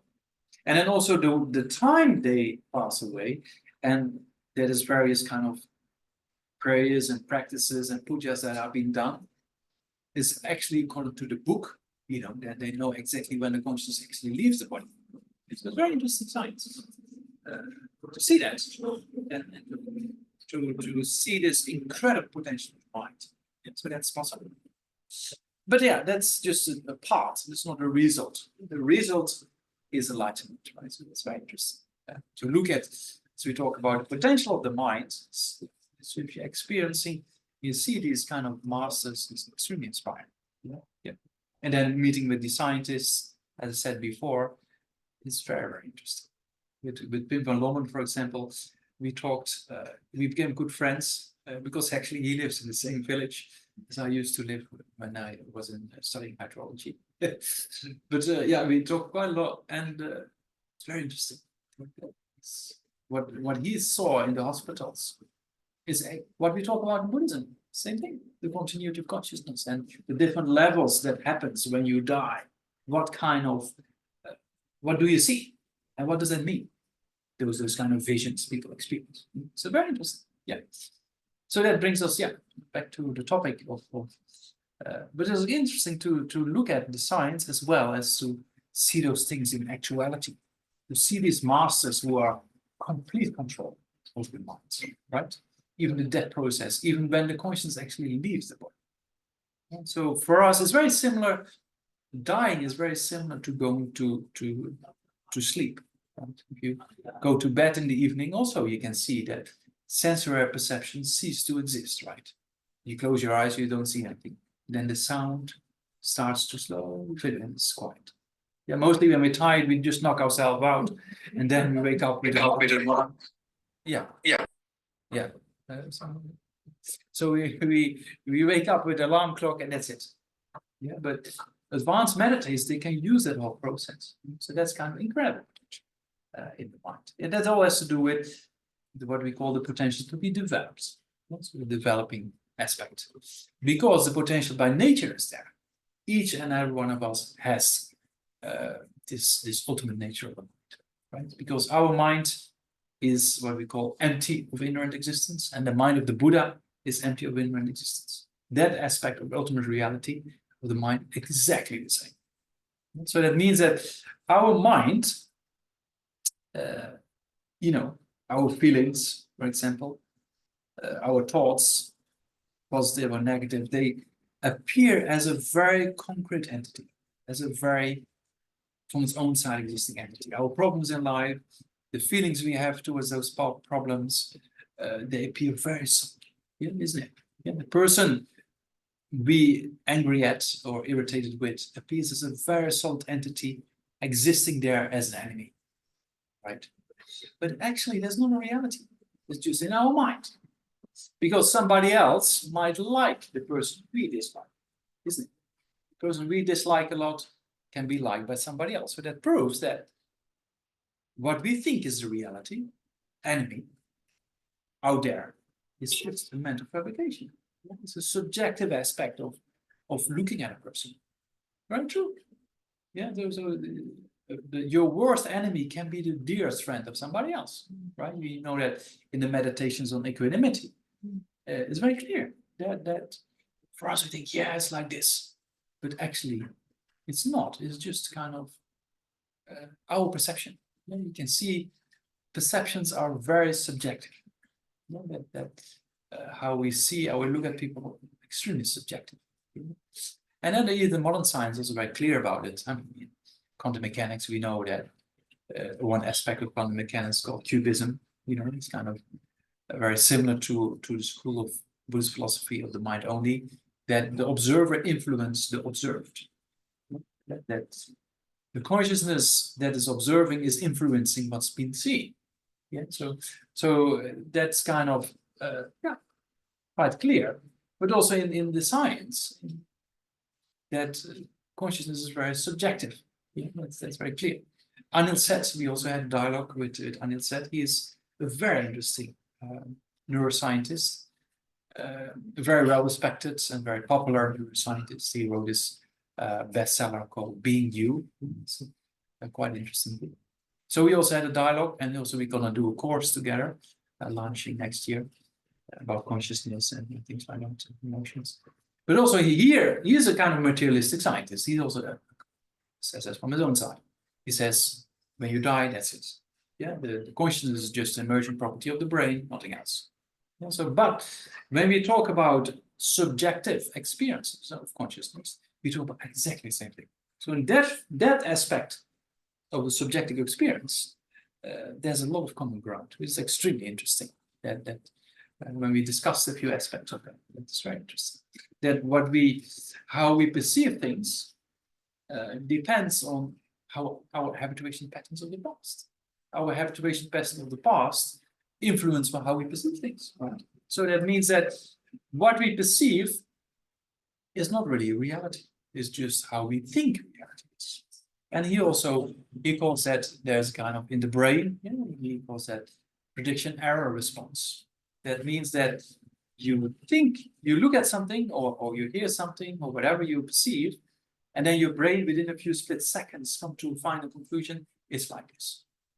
Right? So that's also this prediction error kind of approach as he sees in science, in just the materialistic aspect of brain science. It's very similar. That our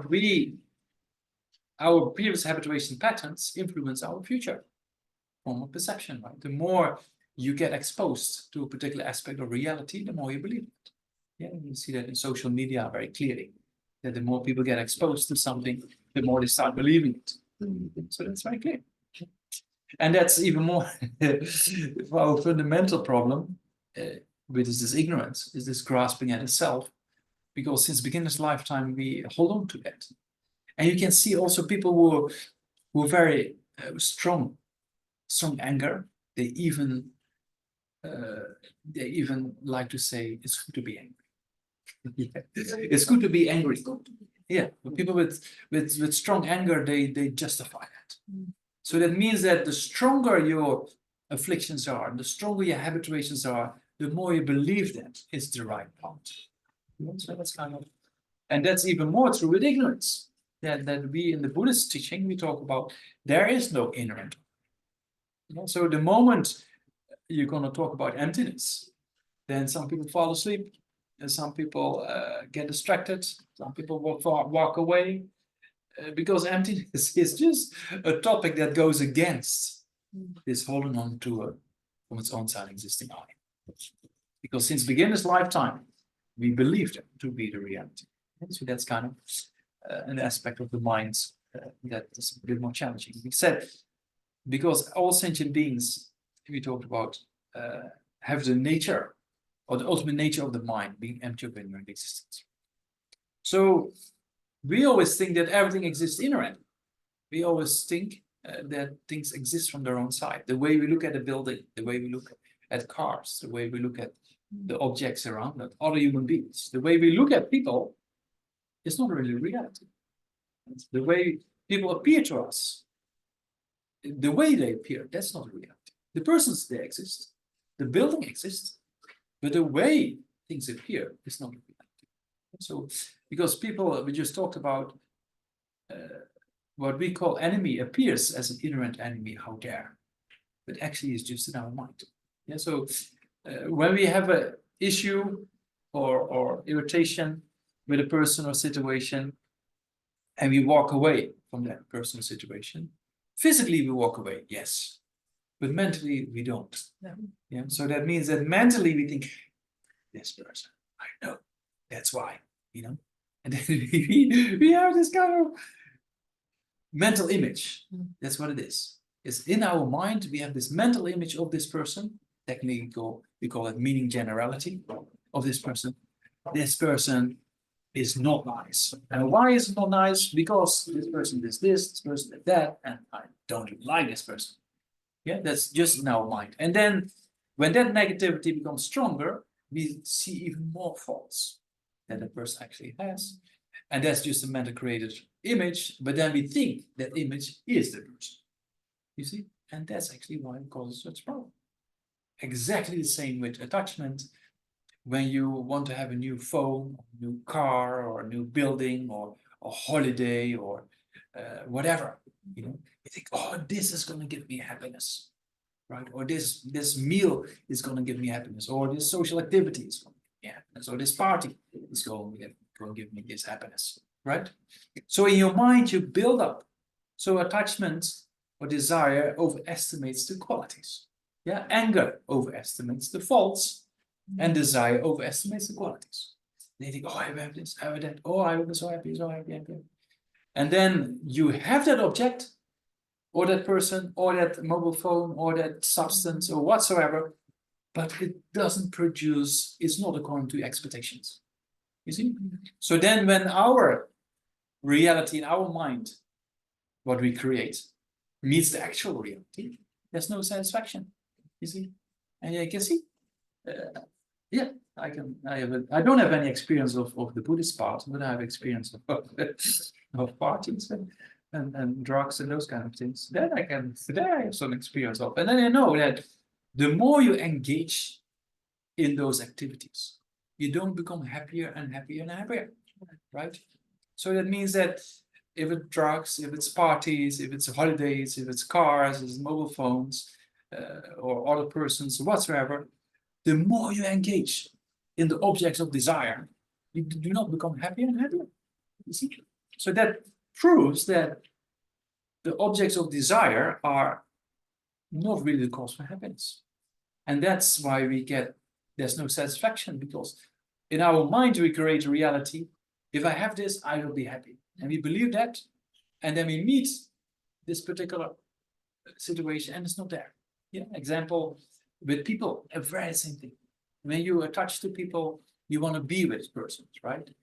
And there's nothing wrong with being with people, but attachment is the problem. Yeah, I always use the example of my own mother. We have a very good relationship. Yeah, initially she thought, what is he doing? Studying hydrology, and then shave his head and walks around like this. So initially she had her doubts, right? So then she started reading and then about this, you know, Buddhism, and then so okay, yeah, I know he's not completely stupid, but so then, and now she's very, yeah, she really also, yeah, reads, and she sees a lot of benefits in doing so. You know? So then I go these days twice a year. I go to the Netherlands to teach at the center and be my mother. I pick her up on the way with the train to get a Eurostar in Europe. There's underneath the channel, right? Go to Brussels and then the local train and pick up my mother, and then we go to the center and then I do blah blah blah. And then, and then my mother also comes. So for her it's a nice weekend out and she gets some Dharma. And but then I go home and stay for 2 days and go back to London. And then she said one day, it's very interesting. And she doesn't call herself Buddhist, but she studies these things. And she said, that's attachment, isn't it? I said, what? I said, we're looking so much forward to be each other, and do this, do that, and then be together, and then it's like before. Same. Nothing more special than we expected. And that's exactly true. There's nothing wrong with being together, but these expectations based on attachment, that's the problem. You see, that's very true. When you're looking forward to be with this person, and then you're with this person, it's like before. It's not really that much of a big deal, right? So you can see that being with a person, there's nothing wrong, but our expectations and attachment, that's the problem. And then you have to separate, and they're separate. You see? So there's nothing wrong with meeting people and going here and there, but our expectations of being together or the attachment behind it, that's the problem. Yeah. So yeah, the more you understand, that's what this awareness, yeah, the more you do these concentration meditations, the more you start to see these things. Yeah. And many people in the world, they think we completely crazy. Most people in the world, what we do here, what we talk about right now, many people think we completely crazy. Yeah, because they just follow their habituation patterns of it's good to have wealth, it's good to be famous, it's good to have a strong eye, it's good to have attachment, it's good to have anger, you know. So many people think of it, but actually they don't realize that's all cause for suffering. Right? You can see the most wealthiest and famous persons in the world. It doesn't imply happiness, right? That's pretty clear. Happiness comes from within. And you can meet people with very simple life. Yeah, it's complete content. So that's kind of, a few aspects of the destructive emotions that deceive us. So the first thing is to have this awareness of okay, this is attachment. What does it do? It overestimates the qualities. It doesn't like to be separated from its object, right? And anger overestimates the faults and likes to be separated from its object. When they're not separated from an object, you get irritated. Yeah? So then you analyze these things. And then you start to see, oh, look, attachment. Oh, look, anger. Interesting. Yeah, you say, oh, interesting. You have this non-biased approach, this neutral approach. And then those destructive emotions will not influence you. But if you just follow them, then you're stuck. So that's kind of the thing of the first step is awareness building. So the awareness building comes from this concentration meditation, as we just did. So you learn to stay at one object. As soon as there's a thought comes, you don't follow, go back. So you don't follow, go back. That means also in the future, when there's negative thoughts that come up, you recognize them and you just don't follow them. So there's much more freedom, right? So that's kind of why if you use those two mental factors, alertness and mindfulness, when you're concentrating on the breath, then when you get distracted or a negative thought comes or a thought of the past or the future comes, you recognize that with alertness, and with mindfulness you remember what you're supposed to be doing, and it's accounting on the breath. So the more you train at those two mental factors, then later on, when negative thoughts come or destructive emotions arise, then you can, you train yourself not to follow them. So that's kind of, there's so much suffering we create in the mind. It's very clear. Even if there's a lot of physical suffering, if you're mentally strong, it's very easy to deal with. And you can see that with great practitioners that even physically they've been tortured. Like we see in occupied Tibet, for example, right? Been tortured for years, but mentally so strong, no issues. That's what we see in the science of advanced practitioners, or also people with a little bit of practice behind the belt. When they come out of prison, of occupied Tibet and being tortured, and especially in the early days, on the edge of like Geshe Tenzin, who came also here to the center in the was it the late 90s, right? And the early 20s. So Geshe Tenzin, he spent 2 decades in prison, being tortured and always on the edge of dying, no food. But then mentally, so strong. So that means that man does not really mental suffering.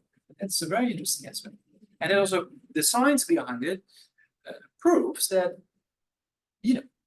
that the majority, Daniel Brown from the University, from medical school of Harvard, did this research, and it proves that the majority of the Tibetans who are in these very difficult situations, they don't show any or almost no post-traumatic stress disorder. It's very interesting. So that means that the capacity of the mind is incredible. So if you can deal with all of the situations, you're so much more free. So that's kind of free potential of the mind. So that starts with awareness building and recognizing the afflictions. The next step, as we talked about, is regulation or emotional regulation.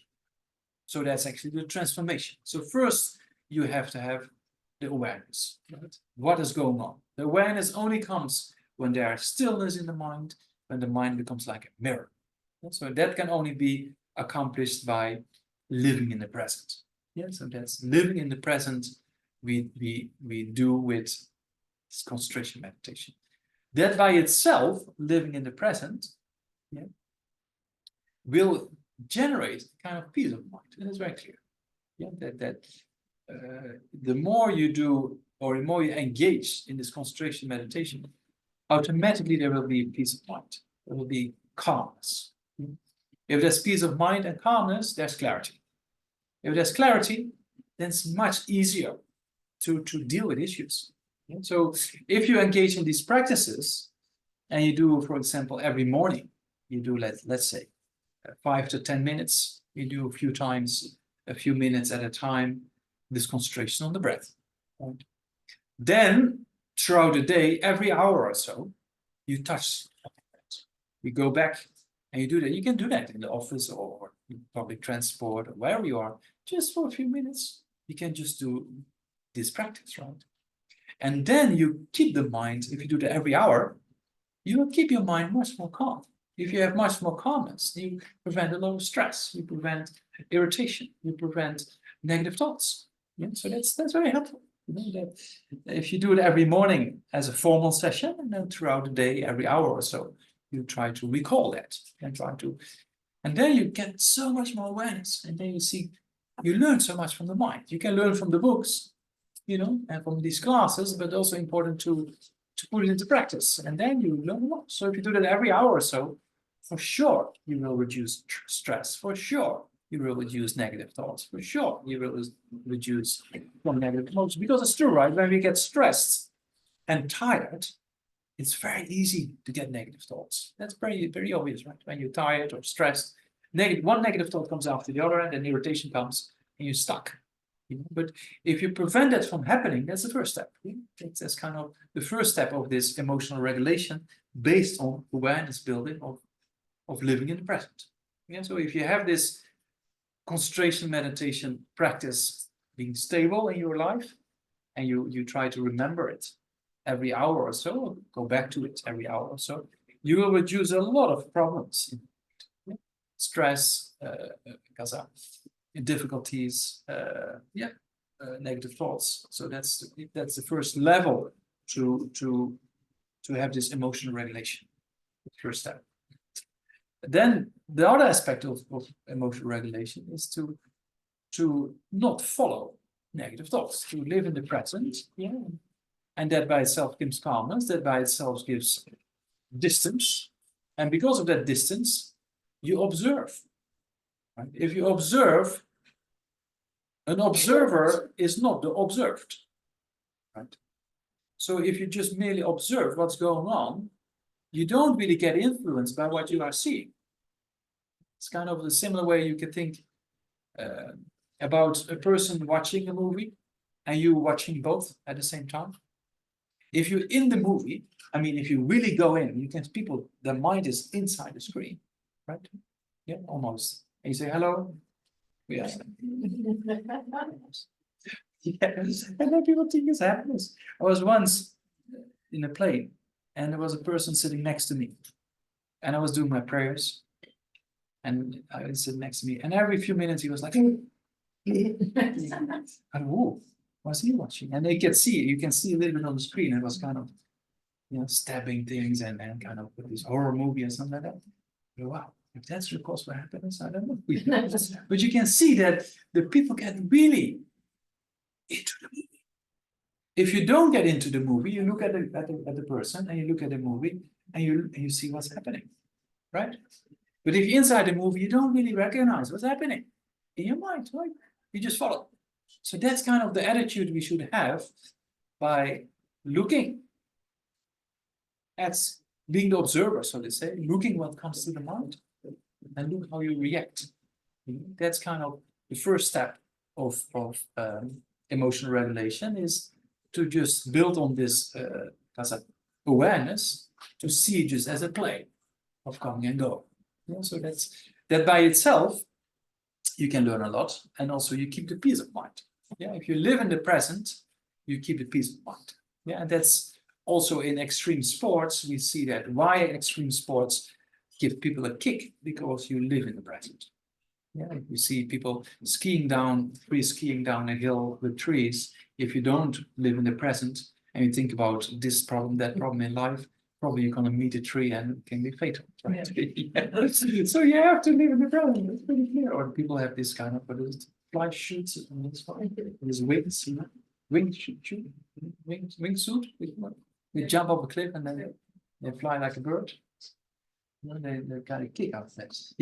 So if you don't live in the presence, then you make a mistake. So that's what gives people a kick, because they don't have to think about their problems in life, right? Yeah. So yeah, we don't have to jump up cliffs. We can just sit on a cushion and use these kind of techniques to with on a long term it's much more sophisticated. So that you have this awareness built, and then you learn so much because you just observe. Yeah, that the thing is just to observe emotions coming and going. That's kind of a very important aspect. And then eventually we train our mind into see that all these afflictions are just a show, just coming and going, nothing else. And then if you see them is just a show, it's just a reflection, habituation patterns, then you don't grasp at things, right? So that's kind of so important to realize, because what I said before, when you walk away out of a difficult situation, you walk away with this mental image. And this mental image, you see that person as innate bad, or inherent bad, or inherent no liking, or inherent enemy, right? Yeah. But it's just in your mind. Because, first of all, your irritation might be based on a misunderstanding. And that person you're irritated with has many friends. Yeah, so that proves that that person there doesn't exist the way you think that person is. Yeah, your mind, you create this reality, but it's not there. Same with your new mobile phone, or a holiday, or a person you expect. Oh, if I'm with this person, so much happiness, this, that, and then you're with this person, and then it's not there. Yeah, so with relationships, probably you have more experience than I do. I had a few years experience. It's the same thing, right? So I was over in Geshe, during last Kopan course, also said that then first of all they see all the qualities and don't like to see the faults. So they think, oh, if I'm with this person, I will be so happy. I can't wait to be with this person. Yeah. Then you're with this person, and then you start to see faults, and then some irritations or problems happen, and then you think, oh, if I be separated from the person, I will be so happy. I can't wait to be separated. It's very interesting aspect of reality. So it's nothing wrong with relationships. There's nothing wrong with living with people or being with people. But our emotions, the destructive emotion, that's why we call them destructive. Right? Attachment only sees the qualities, and anger only sees the faults, and that's not reality. So that's to see that aspect, that's not reality, helps us so much to to recognize that it's just a play of the mind. It's not really out there the way the way things appear to the mind. So before we go to questions, maybe we do a short contemplation, yeah, to check if that's true, what we just talked about. Yeah, so you can go back to an event that you get either strong attachment or strong irritation or anger, and see if how you looked at that person, was it actually reality or was it just in your mind?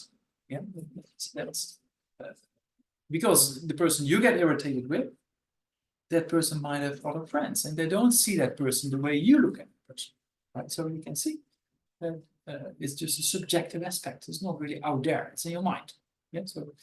So maybe first we do again the meditation on counting of the breath. Yeah. So we count from 1 to 10 and then start over counting and make sure you have the two mental factors, alertness and mindfulness. And then after that, we observe any of those destructive emotions. Yeah. So first, the counting of the breath for about, let's say a minute or two.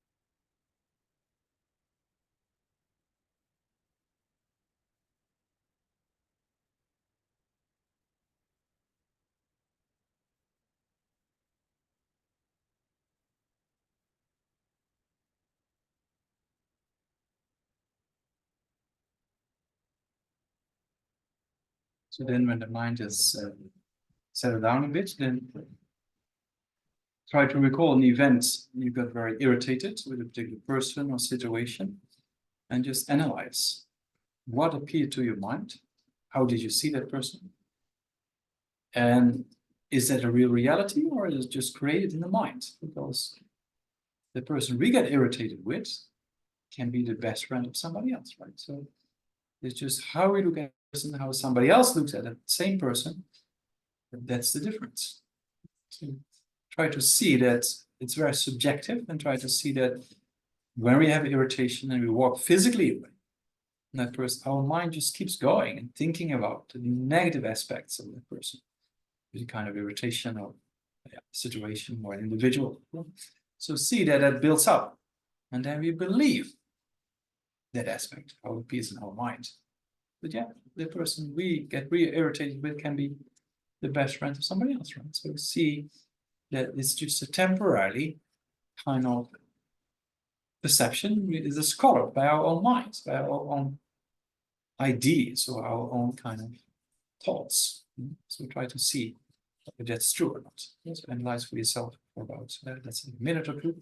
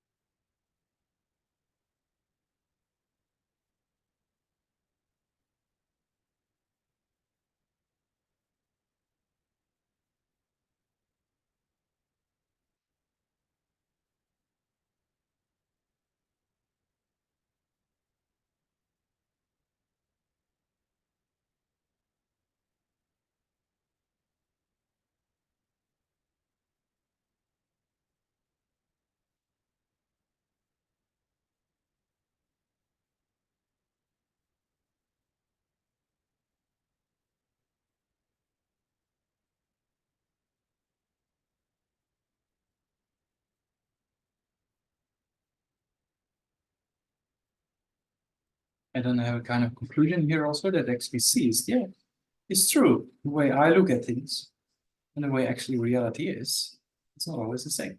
The way I believe the things in my mind, and reality is sometimes completely different, right? The way you look, the ideas you have, or yeah, irritation might be based on a misunderstanding, and then you believe that with reality, and later on you talk with a person and you solve the issue, and then you think, well, it's just a temporary misunderstanding, I believed, and that actually gave a lot of problems in my mind. Let's come to that conclusion. Focus on that conclusion for about half a minute.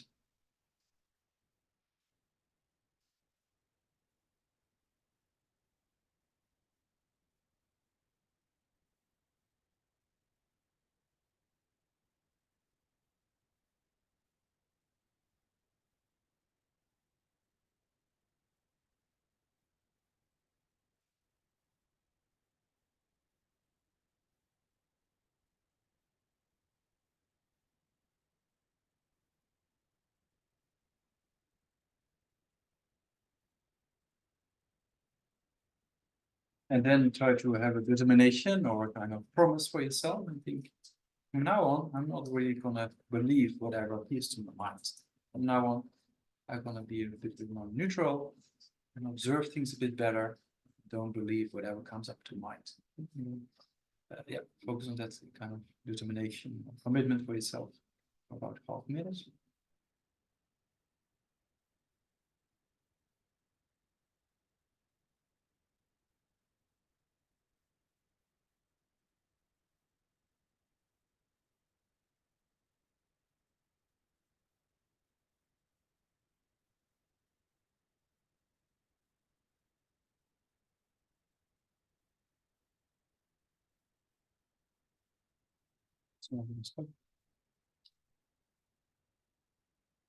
So yeah, that also determination is also important. Conclusion, focus on that conclusion, and then make a promise for yourself to check things out more than just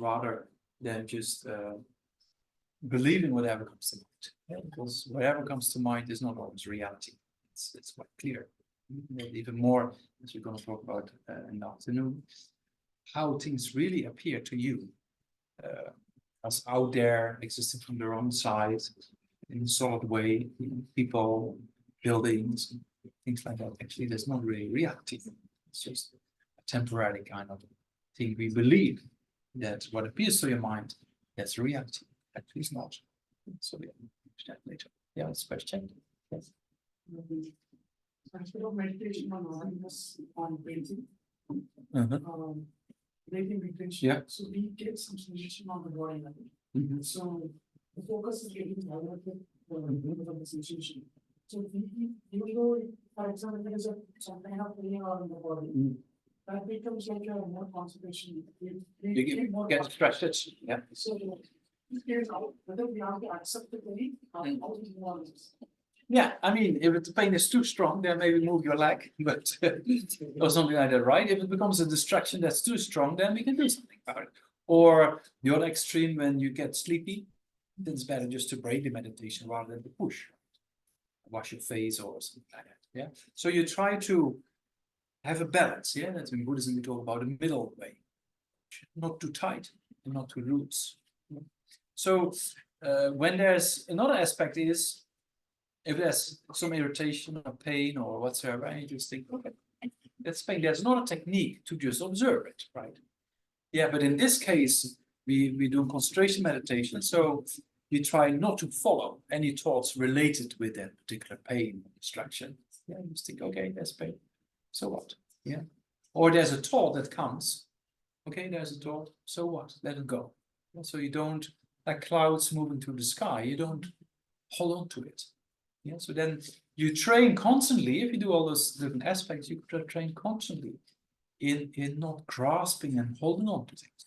Yeah, we said these advanced levels of meditators, they don't grasp at things anymore. So that's kind of a very interesting aspect that we, because we cannot prevent feeling. Yeah, we cannot prevent sensation of happiness or suffering or pain or pleasure or neutral aspects. But our reaction, that we can influence. So if you just observe, think, okay, this pain, okay, this is happiness. You don't get influenced by it. Yeah, so that's kind of a technique you can find back in the trainings on the 4 close placements of mindfulness, for example. That you just learn to observe your body, you learn to observe feeling, you learn to observe the mind. The more you just observe, you don't hold on to it and you just can let it go. Yeah, and then things just come and go. You know? Yeah. So that's, yeah, it gives a lot of kind of that's a peace of mind, and you don't really follow thoughts, so you don't experience the mental suffering implications of it. And this also takes time, right? It takes it's not that one day to the other you can do this. Actually, I actually did the first one. Yeah. So there actually, I'm not sure whether I'm remembering correctly. They used to say that when you focus on particular pain part, you will see that it is temporary. Yeah. I'm not sure that. Yeah, that's kind of one in the Vipassana meditation is an awareness meditation, right? That you just observe what's going on without judging. Yeah, we just observe, oh, is this, oh, is that, nothing else. Yeah.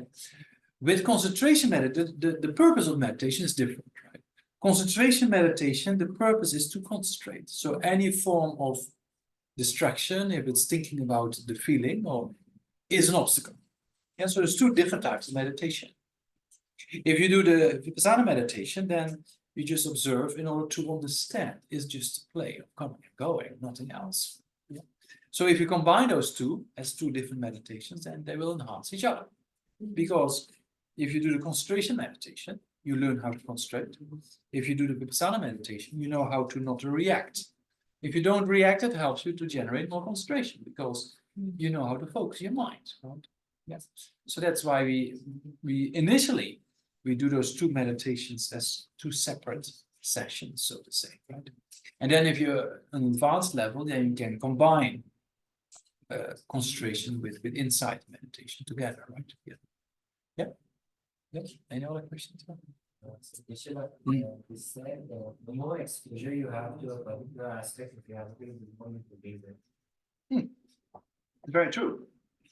So I can understand how this is destructive when it's like political propaganda. Yeah, many things. Even simple things like the rubber hand experience. You know, there's you put a person, you put a screen here between his actual hand and the rubber hand, and then you have a brush, and then you go over the rubber hand and the hand of the person at the same time. Because of the habituation, the person starts to think that a rubber hand is his hand. You know, because it only sees the rubber hand and doesn't see his own hand, and the sensation is exactly the same. So that's kind of a habituation pattern that let that person believe the rubber hand is his hand. And then all of a sudden a guy jumps in and comes with a hammer and goes on the rubber hand. What that person does is straight away like this. Although before starting the experiment, the person knows it's a rubber hand, it's not his hand. But because of the habituation pattern being built over in a few seconds, that the person starts thinking that's my hand, and the hammer comes, and the rubber hand is rubber. It's a very interesting experiment, you know. So that means that the stronger the habituation is, you know, we start to believe that reality. You know? And that's also true for destructive emotions. The more we believe in anger, the more we justify it's good to be angry, and the less we actually do something about it. Yeah? So that's very true.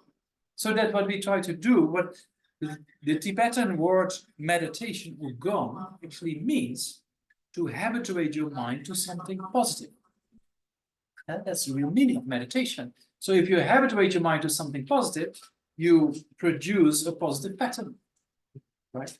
So that's kind of what we try to accomplish, because the person, as we're going to talk about later on, there is no from its own side existing entity or I or self. It's just there's a body, there's a mind, there's a continuity, and to go in a particular direction depends on how you develop yourself. You can either go positive or you go negative, right? So that's kind of what we just talked about with near-death experience and with continuity of consciousness. That the more we habituate our mind in this life, that will carry on in the next life. Yeah? So then then in our tradition, we put a lot of emphasis on this vast vision, and that training the mind is not easy, And Kasa, Kantirimje, one of the head of the Geluk tradition, so to say. I went to see him quite often in the early days in monastery. And then, of course, in 20 years of study, sometimes I had my doubts. You want to do something else, right? And then he said, Namdak, he said, you study for a decade or two, you put it into practice for a decade or two, you do that for a few lifetimes, and things will become stable. And that seems to be a reality, right? That if you take this long-term vision and you do that for a few lifetimes, then things settle and then you move. So that's kind of, I thought this is very profound advice, that because these habituation patterns in a positive way, it builds on top of each other. So the more effort you put in this life, it will propel you in the future lifetime to do something similar. That's exactly why in this life, most of you are so fortunate to have met these kind of developments or the teachings on development, right? So that's very fortunate. So if you keep doing like that, then there you go. Yeah. So I'm saying, like, when we listen to teachings or meditate, we're sort of habituating or conditioning our mind in a certain way. But what I'm trying to understand is the idea to move from a sort of negative conditioning to a positive conditioning, or is it to break free of all conditioning? Eventually, yes. But we need, initially to be free of negative kind of, destructive emotions, right? And develop more constructive ones, And then over time, there you go. Because there's many reasons to prove that, that destructive emotions can be eliminated. Because they're not in contact with reality, and they're not in a part of the mind. And they're not in part of the mind, they're not according to reality, and they come and go by power, cause, and conditions, right? Which you can play with. So there are many reasons to prove that it's possible to eliminate destructive emotions, right? All the way to and then what we use conceptualities. Our analytical meditation to analyze things is conceptual. But then eventually, when you become a Buddha, then also conceptualities they go. So we need a tool to analyze things. So that's conceptualities or thought consciousness, as we call it. Conceptual consciousness initially is needed, but eventually it's been abandoned. So that's also a few aspects of long-term part. Okay. Anything else? Or else we break for lunch? There's one. Carol put on her hand. Yes, Geshe question. If we were to do the shamatha meditation using like example Heart Sutra hymns. Sorry? Heart Sutra hymns is in a song and in a melody song. Heart Sutra. Yeah. All right. Is it okay? To do the Heart Sutra? No, when we do the meditation, shamatha, using the Heart Sutra hymns over breathing concentration, using the hymns to develop concentration. Is it okay? It better the concentration meditation is based on mental consciousness, right? So you cut off all sensory perception. It includes listening to mantras, or that by itself is a distraction at that time. So when you meditate, you do it with mental consciousness. If you meditate with mental consciousness, you should cut all sensory perception. So listening to sounds, listening to mantras, listening to chants, whatsoever is a distraction at that time. So that's with concentration meditation is purely focused upon mental consciousness. So all sensory perception, eventually, when you get concentration, or you get what we call calm abiding, sensory perception stops. So there are accomplished masters who just don't hear anything when they absorbed in concentration, because they cut down all sensory perception. Because meditation, and particularly concentration meditation, is a mental activity of mental consciousness, right? So when we do the concentration meditation, as we just did on counting on the breath, then the best place is the most quiet place you can find, because every sound will bring your mind outwards, because sensory perception goes out. Well, mental consciousness with concentration is inwardly focused. So then we say one of the places, one of the conditions you need to develop concentration is a place that is extremely quiet. Yeah, so in caves or places like that. Because even the birds, little birds, you know, they're very nice making sound, but they actually, for meditation, is a distraction, right? Yeah. Yeah. So I was wondering if a person has done shamatha for 6 months. 6 months, and, yeah. Yeah, after 6 months, you have some stability and clarity of mind. Then you try to engage with special insight. Yeah. But it's very difficult because they're so habituated in the concentration. So when we start to do special, it's very difficult. I find difficulty. Good question. Yeah. So the thing is that when you train and you not have calm abiding yet, you should have 2 sessions, right? One concentration meditation and one analytical meditation. It's much more healthier, and also in the long term it prevents obstacles. Yeah, because there are meditators who went into retreat and they didn't do that in this way. They did only calm abiding, right? And then they didn't recognize the subtle dullness of the mind, for example. And then they came out of the retreat, and then they said, my intelligence decreased. And they explained it to His Holiness once, and His Holiness said, that's a sign you made a mistake. That's a sign, because there's a danger with concentration meditation to think that subtle mental dullness is concentration, because it gives the peace of mind.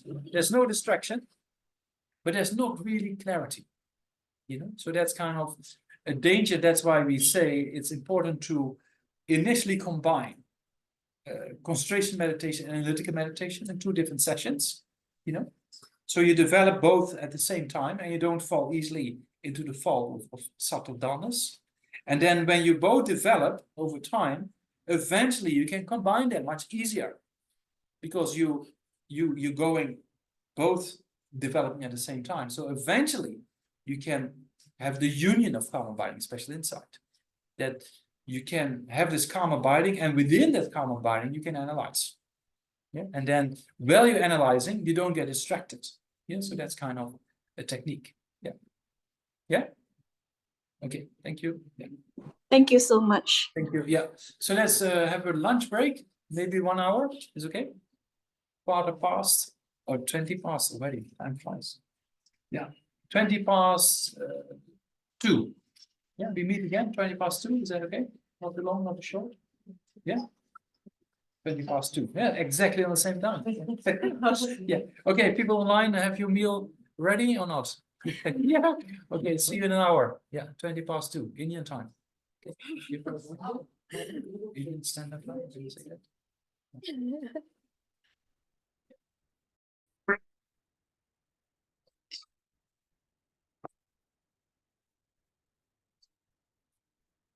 Yeah. Yeah.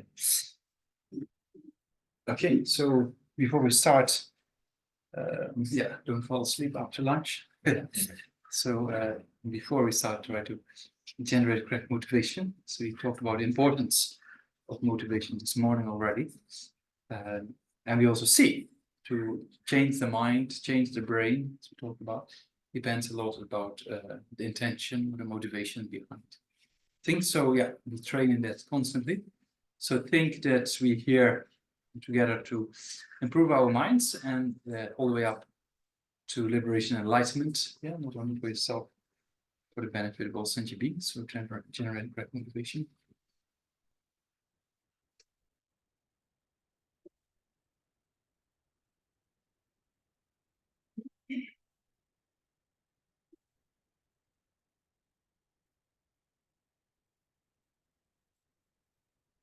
Yeah, so this morning we talked about a few aspects. Yeah, we talked about building awareness with concentration meditation, to use the mental factors, alertness and mindfulness, yeah, to direct our mind to follow in particular positive states of thinking or constructive ways of thoughts, and to eliminate or not follow negative thought patterns and afflictions. Yeah, we talked about it.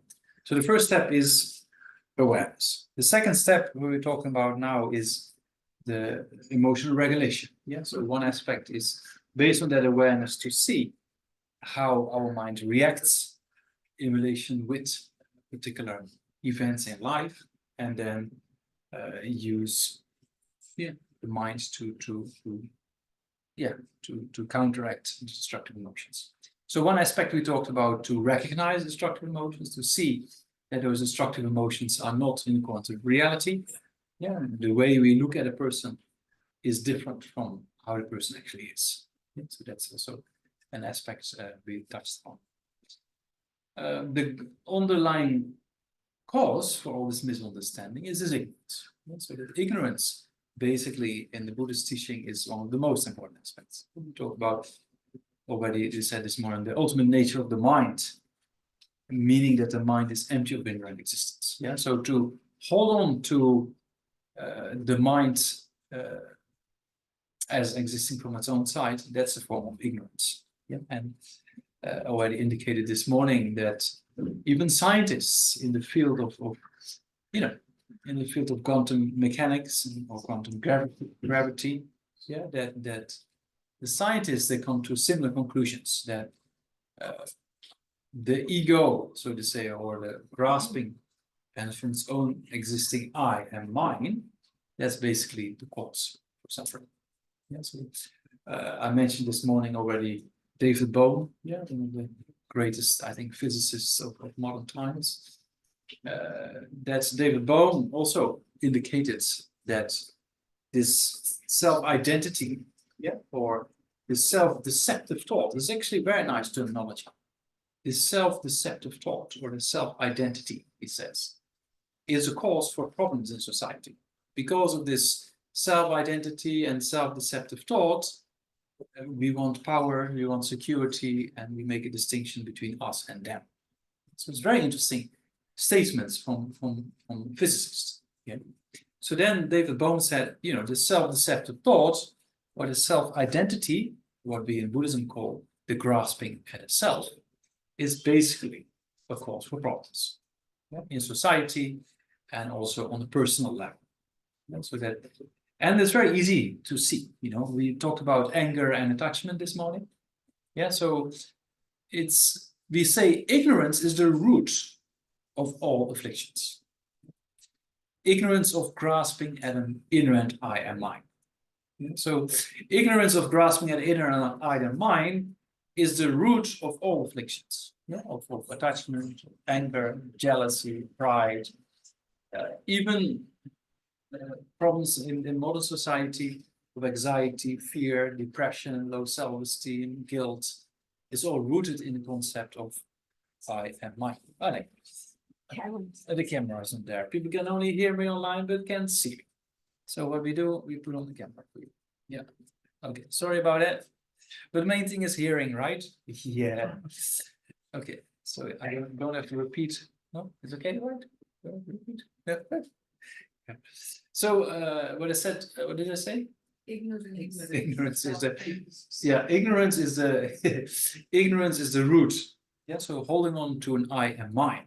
It's two aspects. I and mine. I is a self, mine is a possessive aspect. Yeah, so we'll come to that later. We call that the view, the transitory collection. So it's two aspects. Yeah, so David Bohm talks about self-identity or self-deceptive thought. This is a very nice term because it is deceptive. It is not a reality. Even David Bohm said it's not a reality. It's just a show. But because of holding on to this self-deceptive thought, that's why there's problems. Yeah, that's why there's a distinction between us and them that creates problems in society and you know, discrimination. All kinds of things are rooted in this aspect of seeing us as different from them, to see us as our own entity and others as different.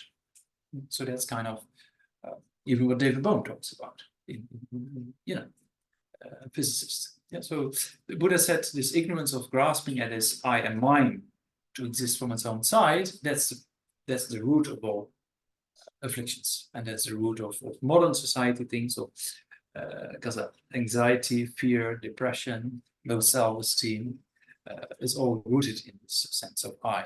You know?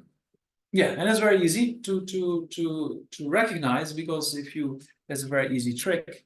If I just count to 3 and ask you all to become angry, 1, 2, 3, there you go. Then it's a bit difficult, right? It's a bit difficult to get angry. But if I talk about your hair or your dress or the way you look, or in a negative way, they say, I'm not like that. How dare Namdak say this to me? You know, I am not like that. The I comes up and anger is generated within seconds. So you can see it's related. And it's also true with attachment. I need this, I need that. So you can see that all afflictions are basically rooted in this misunderstanding of a self. And that builds up in more misunderstandings, as we can see in anxiety or fear, depression, a completely misunderstand reality. And then we believe that misunderstanding, and then we stuck. You know? So that's kind of an aspect important to recognize, that this I doesn't exist the way it appears. That's a kind of important aspect that appears, but we already know from this morning, whatever appears to our mind is not necessarily reality. Yeah, the way we look at a person and we think that person is innate bad, it is just in our mind that we see the faults. Somebody else sees the qualities of the person and does not generate anger towards the person. There's only us. And you can see with anger, you only have yourself. Yeah, I mentioned my friend in the Netherlands who was always getting very uptight and angry in traffic. He was shouting behind the steering wheel, and the guy in front, it's cold weather, windows are closed, so the guy is just heating his own, the music is on, and the guy is just kind of quietly moving forwards with some music, and my friend was behind that and just behind the steering wheel shouting, but he only had himself. That's pretty clear. You don't, yeah, that doesn't really bring any benefit. So you can see that this grasping at an I, because of that, then anger arises. Because of that, attachment arises. Because of that, low self-esteem, depression. You can see there's a lot of science backing this up, right? That you can see a person who is very narcissistic has a very high score in difficult emotions, and a very high score in high blood pressure, higher rates or possibilities, high blood pressure, heart diseases, depression, low self-esteem. It's very interesting. Yeah? The more narcissistic a person is, the more problems there are involved. And the science behind it is very clear. Yeah, and very predictable. People who are very narcissistic are very predictable. They know, you could see from the distance, you know exactly how they will react if you say this. And that's Jared Post, he worked for the CIA in the US. He passed away during COVID. He's a very interesting psychiatrist. He was profiling world leaders. Yeah? So if the US decided to engage in a particular activity, how will that leader of that other country react? Yeah, so they asked him, and he profiled like Saddam Hussein and all those kind of leaders of the world. Leaders of those countries. It's very interesting what he also said. Is kind of the more narcissistic a particular individual is, the more problems for society arises if that leader is narcissistic, right? So it's very interesting science behind it. And even in business, there's this project called the Potential Project. I don't know if you have heard about it. There's a few Buddhists, senior Buddhists, who collaborated with Harvard Business Reviews, and they did a very interesting research and it's been published in a book called The Mind of a Leader. Very interesting. They profiled and interviewed about 35,000 leaders in different big companies like Microsoft, Google, CEOs of the different companies. So 35,000 people interviewed is quite a huge amount of data, and they came to the conclusion that there are 3 pillars to be successful in leadership. So what are the 3 pillars? One is mindfulness. So this aspect of mindfulness is a more free modern interpretation of mindfulness, of being aware of the things that go on, right? Yeah, so it's kind of a secular aspect. So mindfulness is one, and we already saw that what we call awareness is a very important aspect of our life, and it's also in business, of course, right? So awareness is the first step. You have to know what's going on and how are things related with each other. Yeah. That's the first step. The other step is compassion. You know, that if you don't think about others, how can you walk with others together? Yeah, you need a team, you need to work together with people, so you have to have an understanding of other people's problems and try to do something about it. Yeah, so that's very interesting. There's the second pillar, compassion, and believe it or not, the third pillar is selflessness. To not only think about yourself, because if you only think about yourself, it's very destructive in any form of relationship, if it's in the family or it's in business or wherever you are. Yeah, so selflessness is, seems to be a very important pillar. And we already talked about the more narcissistic you are, the more problems you create for self and others. Yeah, so it's, and the Buddha already 2,500 years ago, he didn't talk about business leaders, but he talked about how to become a happy human being, right? Yeah, and so then the main purpose of that is to eliminate suffering and the cause of suffering. Yes. And the cause of suffering is this ignorance, as we just talked about with anger and attachment. It's very clear that it's all rooted in the sense of an I. I need this. How dare this person say this to me? I am not like that. So, for example, when you get criticized, if it's true or not, that's the second issue. But you can see that there's a very strong sense of an I that comes up. You want to protect and defend, and that goes to the extreme of getting angry at the other person. So actually, when a person criticizes you, you should actually so precious. Yeah. Because a person who criticizes you, you learn from your own mistakes, you can practice patience, and you can see how the I comes up. Yeah, because it's a very strong sense of an I. Yeah, it's very interesting, especially in modern society and even more in Western society. And now, unfortunately, some good aspects are coming to India, but also the lesser good aspect also come along. Because in modern society, there's a lot of sense of ego boosting, you know, right? Yeah. So one of my friends, who is also Tibetan, Geshe, and he is in the West for quite some years now. And he said, Kaya Mare, Westerners, he said, Kaya Mare, they have a strong ego. Why do I have a strong ego? Because the whole culture is built on this ego boosting, right? So and then they say Kaya Mare means, what do you say? Kaya Mare? Yeah, we cannot blame them, right? Because the culture is like that. It's very, very true. Modern society is very much based on ego boosting, which actually is not very constructive. So that's in the tradition we come from in the monastic system. It's completely opposite. You crush the ego. If you have a strong ego in the monastery or nunneries, and you don't survive very long. I mean, you survive physically, yes, but mentally it's quite challenging. You know, you have seen monks and nuns clapping their hands and shouting at each other. I mean, shouting in the sense of a playful way of discussing material, we call philosophical debate. It's very interesting. If the ego is too strong, you don't survive very long. You're the center of attention. And even people say, oh, look, he's getting angry now. It's very interesting. So they play a lot if there's ego, then, because, you know, when you debate, it's very interesting.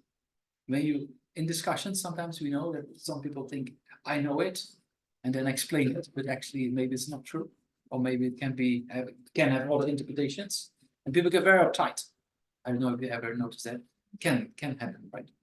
So if that's the case in debate, you're gonna learn very quickly that that's not the right attitude. Because if you make a mistake or you contradict yourself, first you say it's like this, you know, and then the people who are debating you prove that you actually are wrong. Then it's not one or two persons who say you're wrong. There's kind of sometimes 20 or 30 get up, and they say in front of your face, because you sit down, and they look down upon you and they say, you are finished, you are finished, you made a mistake. And then they cheer up the whole crowd with 100 or 200 people, and they all say together, you are finished. Oh, the builds up, it's very interesting. Then the main debaters, they say, oh, and then everybody goes, oh, sa, and I do that a few times that you really know you made a mistake. So you can imagine it's very, very good for the ego to crush it down. And believe it or not, when Marieke van der Vrucht, who was a Dutch neuroscientist from the University of Groningen from the Netherlands, she also works a lot with the Mind and Life Institute, particularly Mind and Life Europe. And she came to do some research on monks debating in our monastery strategy. Next to problem solving, then she also said emotional regulation has a very high score. It's very interesting because of this let go of the ego kind of aspect. And we see the same thing in the research on psychedelics, as I just mentioned this morning. When there are people with mental issues and they use psychedelics as a therapy, or psychedelics is just the temporary thing, it's not the solution. But what happens is that people benefit from it. Why? Temporarily, because there's an ego dissolution. Right? It's very interesting. Because there's ego dissolution, so they don't grasp onto an I, and because there's no grasping at an I, so then you feel more connected with others. And because of feeling more connected with others, there's less problems. Very interesting science, isn't it? That this ego dissolution actually helps a lot. And then the culture is actually based on ego boosting, so it's kind of a little bit strange. Because so you can see ego dissolution means that when that happens, and we can do that to accomplish, we don't need drugs, we can use it in meditation. And then meditation is even much more profound than taking a few mushrooms or something. Yeah, I didn't run into hard drugs, but I was in a few little things when I was young. Before I became monk, right? When I went to all night long parties in Rotterdam. It was early rave scenes. Was it early 90s, late 80s? Yeah, anyway. So I have some experience about things like that. And it's just temporary thing. Yeah, so very clear. But yeah, meditation you can accomplish much more. Yeah, because every form of medication or psychedelics or whatsoever is just a very temporary thing. It's not very stable. So that's with meditation, you can go, as we talked about before this morning, you can accomplish people with what we call Olympic meditators, right? They use these gamma waves beyond the chart. It's very interesting material. So yeah, so we can see that the root of the afflictions is this grasping at itself. Yeah, so a self with I am mine. That's pretty clear. So the more narcissistic you are, the stronger your emotion. So there's a lot of research backing it up from different kind of angles of behavioral research or psychotherapy or psychology. There's a lot of science backing this up. And even if you meet people, you get a subjective aspect, and some people say that. They go to psychotherapy. I have a few friends in London who were coming to class, and then they said they struggled with certain mental issues before, and they said a few weekends on mind training and emptiness, they say was much more beneficial than years of therapy. It's very interesting, because eventually we have to change the mind, right? So that's what we accomplish, with this kind of training. So very interesting. So yeah, so that go back. So the root of all our problems, so to say, is this grasping and an I and mine. Yeah, so that's kind of this ego aspect, and we see that when anger arises or attachment arises, there's always a sense of an I. Yeah, and that I appears in a very solid, independent way. That's how. When you get angry next time, instead of getting angry, just try to observe, see that there's a very strong sense of an I that comes up. You want to protect, because whatever a person says to you is not true, because the only thing that is true is what you think is true. Yeah, so we always think we are right and the other ones are wrong. So that's kind of that I plays a role. But if you really look in the mind, can you find anything that is that solid as it appears? So if you really look in consciousness, and we talked about also a little bit before the continuity of consciousness, that there is basically no solid entity to be found. So every moment of consciousness moves into the next moment. So the moment you wake up until the present time, there's different thought patterns, different ideas, different emotions coming and going.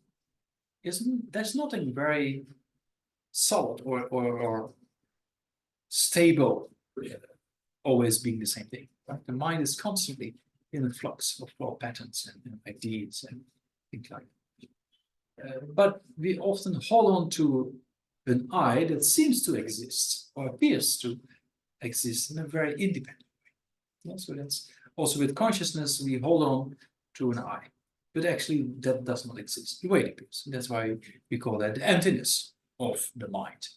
So the emptiness of the mind, it does not mean that there's no mind. There is a mind.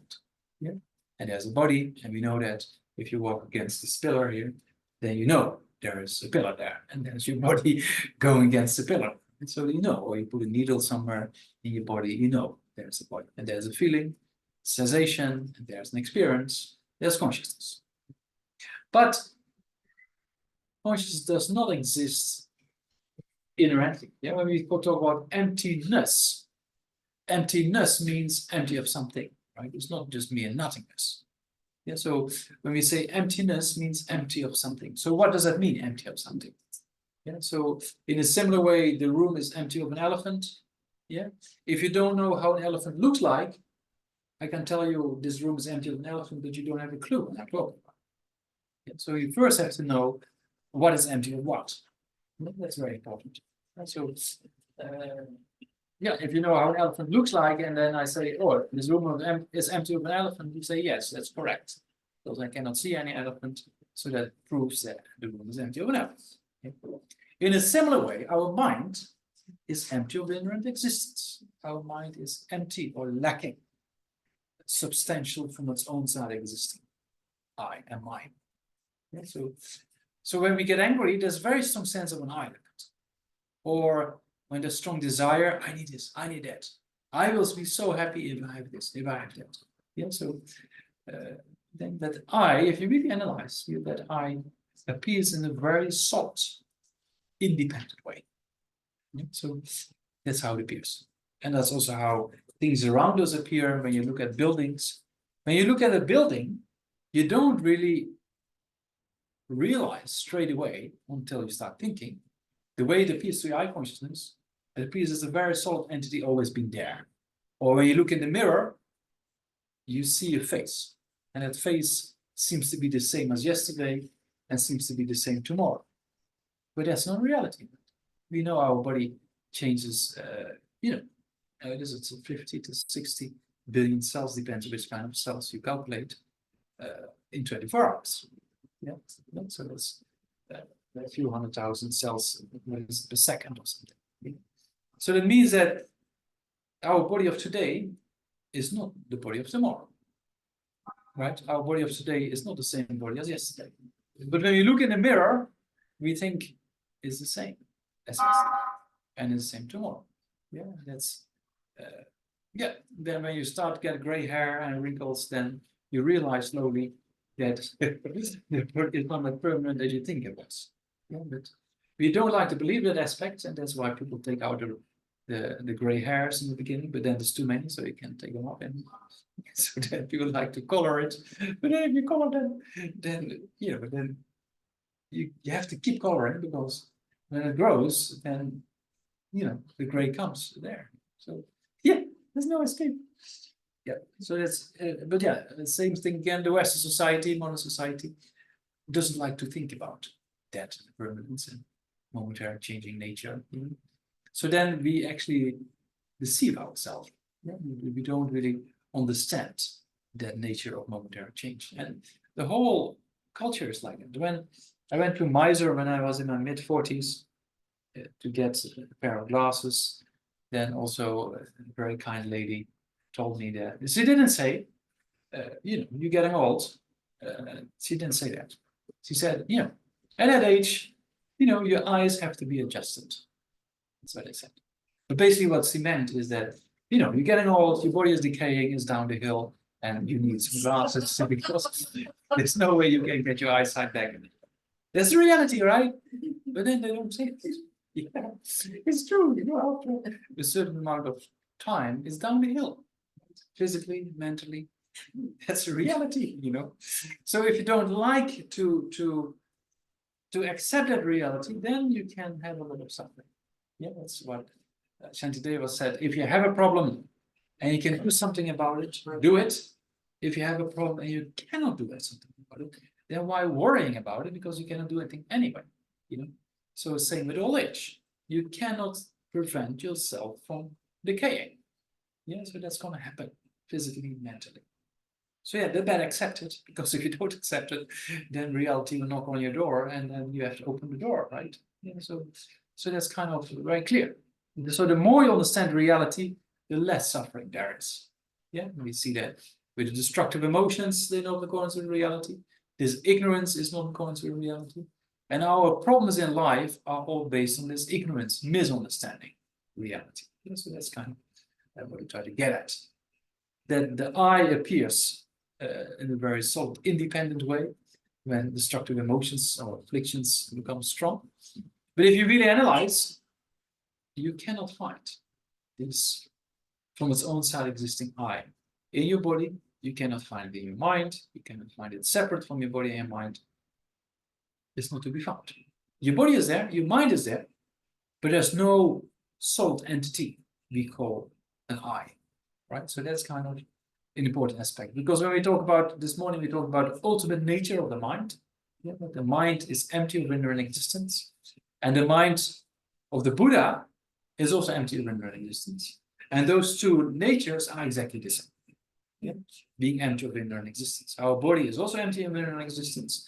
The table, the computer, everything that exists basically is empty of inherent existence. Nothing can exist from its own and by itself. Everything that exists is always depending on something else than itself. So that proves the nature of dependent origination, as we talk about a lot in Buddhism. And dependent origination is a very important tool to prove that the mind does not exist from its own self. The mind's ultimate nature, so to say, is free of, separated from, or empty of inherent existence. So emptiness means empty of something, like the emptiness of the elephant, which is just an absence, right? So we say that this room lacks an elephant. So we know the room is empty of an elephant. In a similar way, when we talk about emptiness, means our body and our mind are in the nature of emptiness. That means the body and the mind are empty of existence from its outside. Nothing exists from its outside. Everything is a nature of dependence. That's why dependent origination proves emptiness. Dependent origination is one of the reasons. Also, Nagarjuna said in his fundamental wisdom, the meaning of emptiness is dependent origination, and the meaning of dependent origination is emptiness. So, that view of reality, as explained and clarified by Nagarjuna of the Buddhist teaching, is very inspiring and very interesting. I mentioned many times before, those who know me a bit more, that Carlo Rovelli, one of the top physicists, I think, in the field of quantum mechanics, in particular quantum gravity. So Carlo Rovelli, very interesting personality. When we had a dialogue, same thing. We talked about the different levels of dependent origination, proving that things are empty of inherent existence. And then he said, the findings we see in science, especially in quantum gravity, is completely in accordance with what Arya Nagarjuna is saying. It's very interesting. So that means that what Arya Nagarjuna said, actually a person from South India, Arya Nagarjuna, was one of the great scholars of Nalanda, who stayed a lot in, Nagarjuna Konda, Hyderabad, right? So Arya Nagarjuna was one of the greatest philosophers in the field of dependent origination and emptiness, right? And now you see world-leading scientists like Carlo Rovelli. If you read his book Helgoland, for example, go to chapter 5 of that book, then he praises Nagarjuna quite a lot. That he read Namsukawa's commentary on Arya Nagarjuna Fundamental Wisdom and said it made a very profound impression.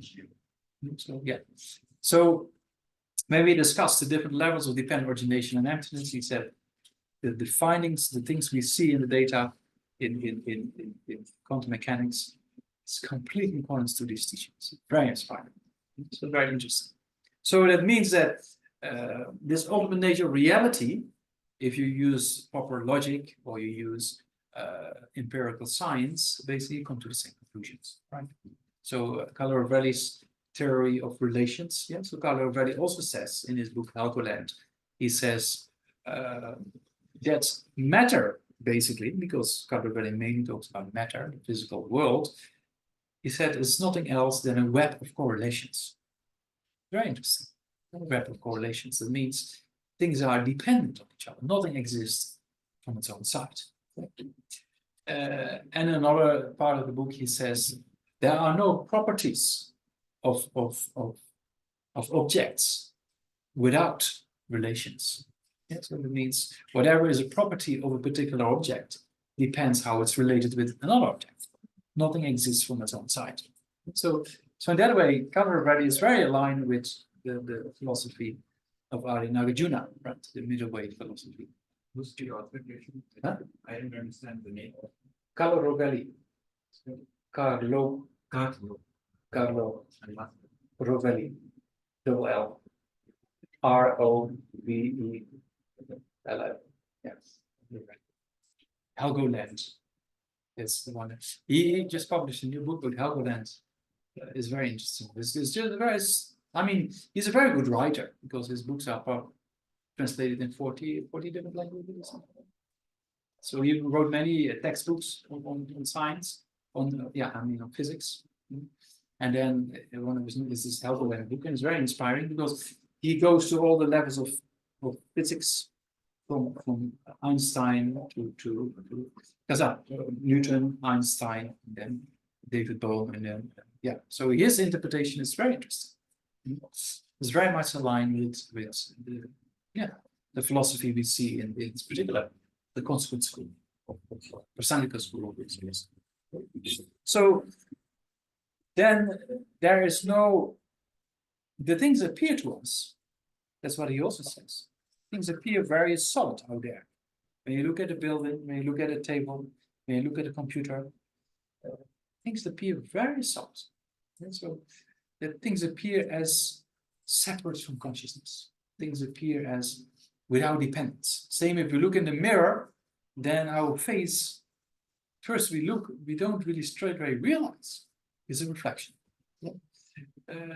Especially if you have this kind of fun park when you have all these mirrors, and you go in there with your friends. They don't know who's a real physical person and who's just a reflection. So you can see that we very so easily are manipulated by wrong forms of consciousness. Same with our dream. When you have a good dream or a bad dream, the moment you're in it, you think it's real, right? Or even when you wake up, you're still influenced by it. You still think, oh, this happened, that happened. So that means that we very much grasp onto aspects that are not really true. Or the famous train example, when you sit in the train and you see some movement in the corner of your eye, you think you're moving, but actually it's the other train. So there's so many aspects that we believe it's reality, but it's not. So that's kind of what we try to understand, because all these destructive emotions, they appear in a way, but they're not according to reality. Anger overestimates the faults. Attachment overestimates the qualities. Ignorance holds on to an I and mine that does not exist. So to bring you the bad news and the good news at the same time is something that did not exist. We think it does exist, and that's why we are suffering since beginner's lifetime. That's the bad news. Yeah. The good news is we can eliminate it. Because if you understand reality, you can eliminate misunderstanding of reality. Yeah. So that's kind of what we talked about this morning. The ultimate nature of the mind is empty, being empty of inherent existence, right? Buddha potential by nature. So what does that mean? Empty of inherent existence, that means things are empty or lacking or having an absence of inherent existence. Yeah, things appear very solid, things appear very independent, but actually that's not a reality. Things are in the nature of dependence. Yeah? So that dependent origination proves that nothing can exist independently. So even our body and our mind, you can see there's a constant depending on food, drink, air, you know, thought patterns of the past, seeing things, hearing things, thinking about things. There's a constant interaction between kasa, coming and going, right? So if you study a little bit more the kasa, the four close placements of mindfulness, what you do in that technique is you see the coming and going of your body, the coming and going of feeling, the coming and going of consciousness, the coming and going of objects around us and mental factors. The more you understand that coming and going, the more you start to realize that there is no solid entity to be found from its own side. So that's a very interesting aspect of the teachings. That that's because that there's no I appears in a way. The I appears in a very solid, independent way. But actually, if you analyze, there's nothing solid to be found. Yeah, so that's exactly in accordance with the science. Even David Bohm is a very interesting physicist as well, who had these dialogues with Krishnamurti, as you know, one of the great philosophers of ancient India. I mean, ancient, modern India, I should say. Yeah. So that's probably why David Bohm got a bit influenced. I mean, probably also influenced by that philosophy. But that was also Krishnamurti was very much aligned with the philosophy of selflessness in Buddhism. Very, very a lot of similarities. And then that was perfectly in line with with David Bohm's findings, because David Bohm also said, what we just talked about, this self-identity or the self-deceptive thought is a cause for our problems, but the self-deceptive thoughts or the self-identity is just a show. It's not really there. It's very interesting that David Bohm had very much so similar interpretations as we see in the Buddhist doctrine. This holding on to an I am I, the holding on to an I am I is a cause for problems in society, a cause for problems of yourself and relationships. And we saw it just with anger and attachment, that there's a very strong sense of an I that comes up. Yeah, so when that I comes up, you see that it's a cause for suffering. Yeah, and the same similar thing we see in destructive emotions and other mental issues, low self-esteem, depression. It's all rooted in the sense of an I. Yeah, that's very true.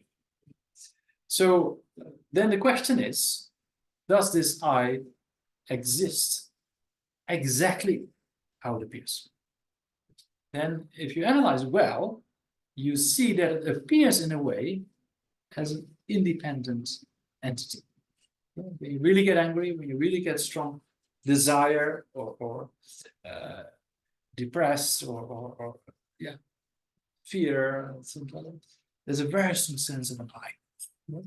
The question is, does this I actually exist? So there's something that does not exist that causes all the problems. We think it exists, and the objects also around us, they appear very solid. Our emotions and the objects of our emotions appear very solid. Oh, I have this problem. I am that like this. I cannot change. There's many people think like that. I cannot change. That's how it is. That's how my life is. That's how the problem is. But that's wrong. It's a misunderstanding because every problem in life came about, right? It was not always there. And then the problem arises and it abides for some time and then disappears again. Isn't it? Sometimes we get a bit down or depressed, and then we go for a break or we jump out of the yeah. Sometimes if you've been down or depressed, you have to break the cycle, right? The thought patterns. So if you do something you never did before, it helps. Don't go into too extreme crazy things, but sometimes you a new form of dancing or physical exercise or social activity or holiday or something like that. Then you break the cycle. And then you look back and you see, I was so stupid to believe this reality. And then you see. So that we talked about this morning already, you have to take a distance from an issue. If you take distance, you can accept it more and you can deal with it much better. We see same with people with trauma, very similar thing. The first step is acceptance. Second step is to take a distance from it. Yeah. So that's very clear. That people with trauma is exactly the same kind of pattern. You're stuck into it, so you have to talk about it to open up. And when you open it up, you see other people are the same thing as you. Often we have a problem, we think, oh yeah, I have the worst problem in the whole universe, right? That's sometimes how it appears. Or your sickness or your mental issues, there's nobody else in the world who suffers like you. Yeah, sometimes we think like it's completely stupid because there's so many people who have so much more suffering, But when we build up this incredible mind that thinks you are, that's exactly also with this I, this ego that plays a role, right? It's me, I have this problem. But then you think, oh, all people are happy, but I'm not. But then if you talk with other people, you just have to talk 15, 20 minutes, and then many people have problems, right? So it's not only you're not the only one who has the issue. Yeah, so that's you can see, and then over time you also can see it's related with a sense of an I or self, that you grasp to I'm the only one or I have this problem, nobody else. Yeah, you can see that. But then the problems we have, they are not that solid as they appear. They come, they abide, and they disintegrate. And if you take a break, you look back and then you see, oh, I was quite stupid to believe this thought pattern. So you can see that it's just a show. It's just what we try to accomplish with the first two things we discussed in the morning, with awareness and self and emotional regulation, is just observing without reacting, without judging. If you just observe without reacting or judging, it's just kind of looking at a distance. If you keep distance, then you have much more clarity. And we just saw the same with trauma. First, it should be in kind of acceptance. Life is not perfect, and then these things happen, and then you have that understanding, then you accept it. If you can accept it, that's much easier to take a distance. If you have acceptance of problems in life, that's how it is, then it's much easier to take distance. If you take distance, you don't get involved, right? It's just you observe, so to say. So then you see that our problems in life are not that solid as they appear. They appear in a very solid, unchanging way, but that's not the reality. But if you see them as a coming and going aspect of the mind, then it's much easier to deal with. Yeah? So that means that the teachings on emptiness initially is not easy, but the more you think about it, the more it helps you to break down this holding on to solid entities or solid problems or solid ego aspects. So that's why we say the mind, since beginner's lifetime, the mind is empty of inner existence, but since beginner's lifetime, we didn't realize it. And we just hold on to a sense of an I and mine. You see, that's kind of what we call a problem. That's why the Buddha tried to make us clear already 2,500 years ago that, look, there's suffering and there's a cause for suffering, and the root of all this is ignorance. So if you take away ignorance, you take away the suffering. If you take away the cause, there's no result. So and you see that with what you just mentioned in the psychedelic therapy. if there's ego dissolution, then people feel connected. If people feel connected, there's less sense of the self. If there's less sense of the self, there's much more peace of mind. If there's much peace of mind, it's much easier to deal with issues. You see? So it's very interesting that the grasping at the inherent I am mine is basically the cause for problems. Yeah, you see that it's the root for anger, it's the root for strong desire. All problems in society, including criminality and harming others and harming yourself, is basically rooted in this misunderstanding of the self. Yeah, there is a conventional person, there's a conventional person thinking, there's a conventional person sitting, walking, doing things, but there is no from its own side existing entity, there's no from its own side existing mind, right? So that's kind of what we try to understand. The more you understand that aspect, and then you go a step further level into into the training, and then when emotions or destructive emotions come up, you just say, oh look, it's just a play of the mind. And then, oh look, it's just a play of the mind. Then you also see that these destructive emotions, they appear, or the objects of these destructive emotions appear very solid. But if you use this reasoning, you see it's just a play. It's not really there, like a projection.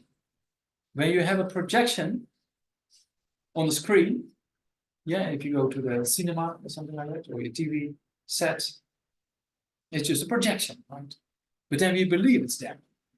You know? So in a similar way, the I is just a projection, but we believe it's there. In a similar way, the anger projects faults in the person, and then we believe that's reality, but it's just a projection, right? So you can see, technically speaking, in Buddhism, we call that superimposition. You Jojo is in Tibetan, right? Jojo means you put something on top that is not there. So there's a body, there's a mind, we accept.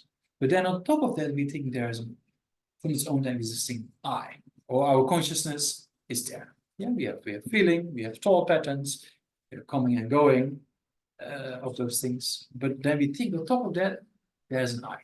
We project or superimpose something on top, what's not there. But then we believe it's there. And that's the cause for all the destructive emotions to arise. And because of that, destructive emotions and suffering. So it's kind of, as we just saw with anger and attachment, there's a sense of an I, and then that causes these afflictions to arise, and then there's mental suffering, and then you might react to a particular person in a particular way. So then you can see that the cause of all these aspects is holding on to from its own side existing I and mind. Yeah, and if you analyze, you can see it's not really there. So same as Carlo already said, when we talked about the difference of consciousness and matter, then he very, very clearly said, yes, but matter is not as solid as we think it is. It's very similar. It's not that matter is the same as consciousness, but matter has similar properties. Yeah, matter is, in certain ways, very similar to consciousness from the point of view of the properties, not from the point of view of its nature, like consciousness is clear and knowing. Matter doesn't have that. But from the point of view of momentary changing nature, being empty of inherent existence, exactly the same as consciousness, right? Yeah. So in that regard, we can come to the conclusion that, consciousness, when we think about a person, then we see that person as, we have a mental image of that person, and we see that person as existing from its own side, right? And that's, or a house, or whatever we think of, and that's not really a reality. Because the mental image arises by the power of cause and conditions and thinking about this, thinking about that. And then we create this mental image, but that's not really true. Yeah, it's not really the reality. Yeah. And that's one aspect. And then we grasp or to see that mental image as existing from its own side. That's what we call superimposition or a projection on top of something that does not exist. Yeah. So maybe tomorrow we go a little bit more into those things. After lunch, it was a bit difficult to go into emptiness too much. Yeah, so tomorrow a bit more about the nature of this aspect of the mind. It's very important to understand. There are also more subtle conventional realities of the mind. That the mind, as we already talked about, is like a blue sky. the mind is free of states, as we say. The stains or the afflictions are just temporary, advantageous kind of aspects of the mind. They're not always there. And we know that. If you accomplish certain form of peace of mind, when you do some concentration meditations, for example, and you get a little bit peace of mind, then you see there is no disturbance at that time. Yeah, so that proves that the disturbance are not an innate part of the mind. If they were an innate part of the mind, then you will always be disturbed, or you always have negative thoughts. And that's not the case, right? So the mind, in that regard, the most subtle aspect of the mind has this incredible clarity, a luminosity, and that a particular dance at the time of death, and then we see people with a near-death experience, when they be brought back to life, most of them are very disappointed because it's a very peaceful state. Yeah, but not everlasting. So don't think you're going to jump off a building tonight or something, because that peace of mind, that subtle state of mind, is nice, but it's very temporary. Yeah, if you don't have the realizations to use it, it's just very quick, and then you go back to the next life. So yeah, it's not solving the problem. You don't build a building or something. It's just a temporary thing. But people experience that in the near-death experience, and it's interesting. So in Buddhism also we talked about, I mentioned this morning the Tukdan phenomenon, right? That these masters would use this subtle state of mind and can make it manifest and stay in it for a longer period of time. Ordinary people is just like, like same as you fall asleep, you hardly recognize it, and before you know, you wake up. But advanced practitioners, they recognize it and use it. So that's kind of, because this most subtle mind, if you abide in it, is very blissful, as they say, because there's no disturbance, there's no afflictions, there's no negative thoughts. It's just the nature of the mind itself. It's very inspiring. So the more you can abide in that state, the more happiness you gain. And you can see that people in modern society wanting this, wanting that, there's no satisfaction, right? Yeah, and even some pop groups, they talked about that, although I don't know how profound their understanding was, but I can get no satisfaction, or I haven't found what I'm looking for, but I don't know how deep their understanding was. But if you talk with meditators who have this personal experience, who live in mountains with nothing, no electricity, no running water, they're so happy, so satisfied. Not out there, but inside. And so that means this kind of luminosity of the mind is very, very inspiring and gives real inner satisfaction. So there was one of these meditators. Don't think this old story thing of history. Right? There's still meditators who accomplish, not only in Buddhist tradition, also in the Hindu traditions, we see that, accomplished masters. And then one was sent to the US one day, one meditator from the mountains in down south. He was in Tenzin, and then he had a jet lag. And then the scientists say, okay, here, you meditate. And then they put him in an fMRI scan, or it's very complicated to meditate, with a lot of sounds and things like that, But then they said to him, oh, you meditate. He was jet lagged still. But then because he had concentration, so he stayed in 4 hours without movement, without distraction for 4 hours. He was just abiding in this state. So they measured all kinds of things, and they were quite impressed. And then he said, yes, but they don't have a clue about the bliss of the mind. Because it's a personal experience, right? It's subjective experience. So those kind of aspects, what we call the conventional nature of the mind, that by itself, as long as you stay in that state, is free of any form of afflictions of the desire. So you don't have negative thoughts. And then you use that mind to realize emptiness, and that with the motivation of bodhicitta, then you go enlightenment, right? Yeah. Okay, that's maybe for today. Yeah. More tomorrow, more. Yeah. Okay. Yeah. So any questions? Yeah.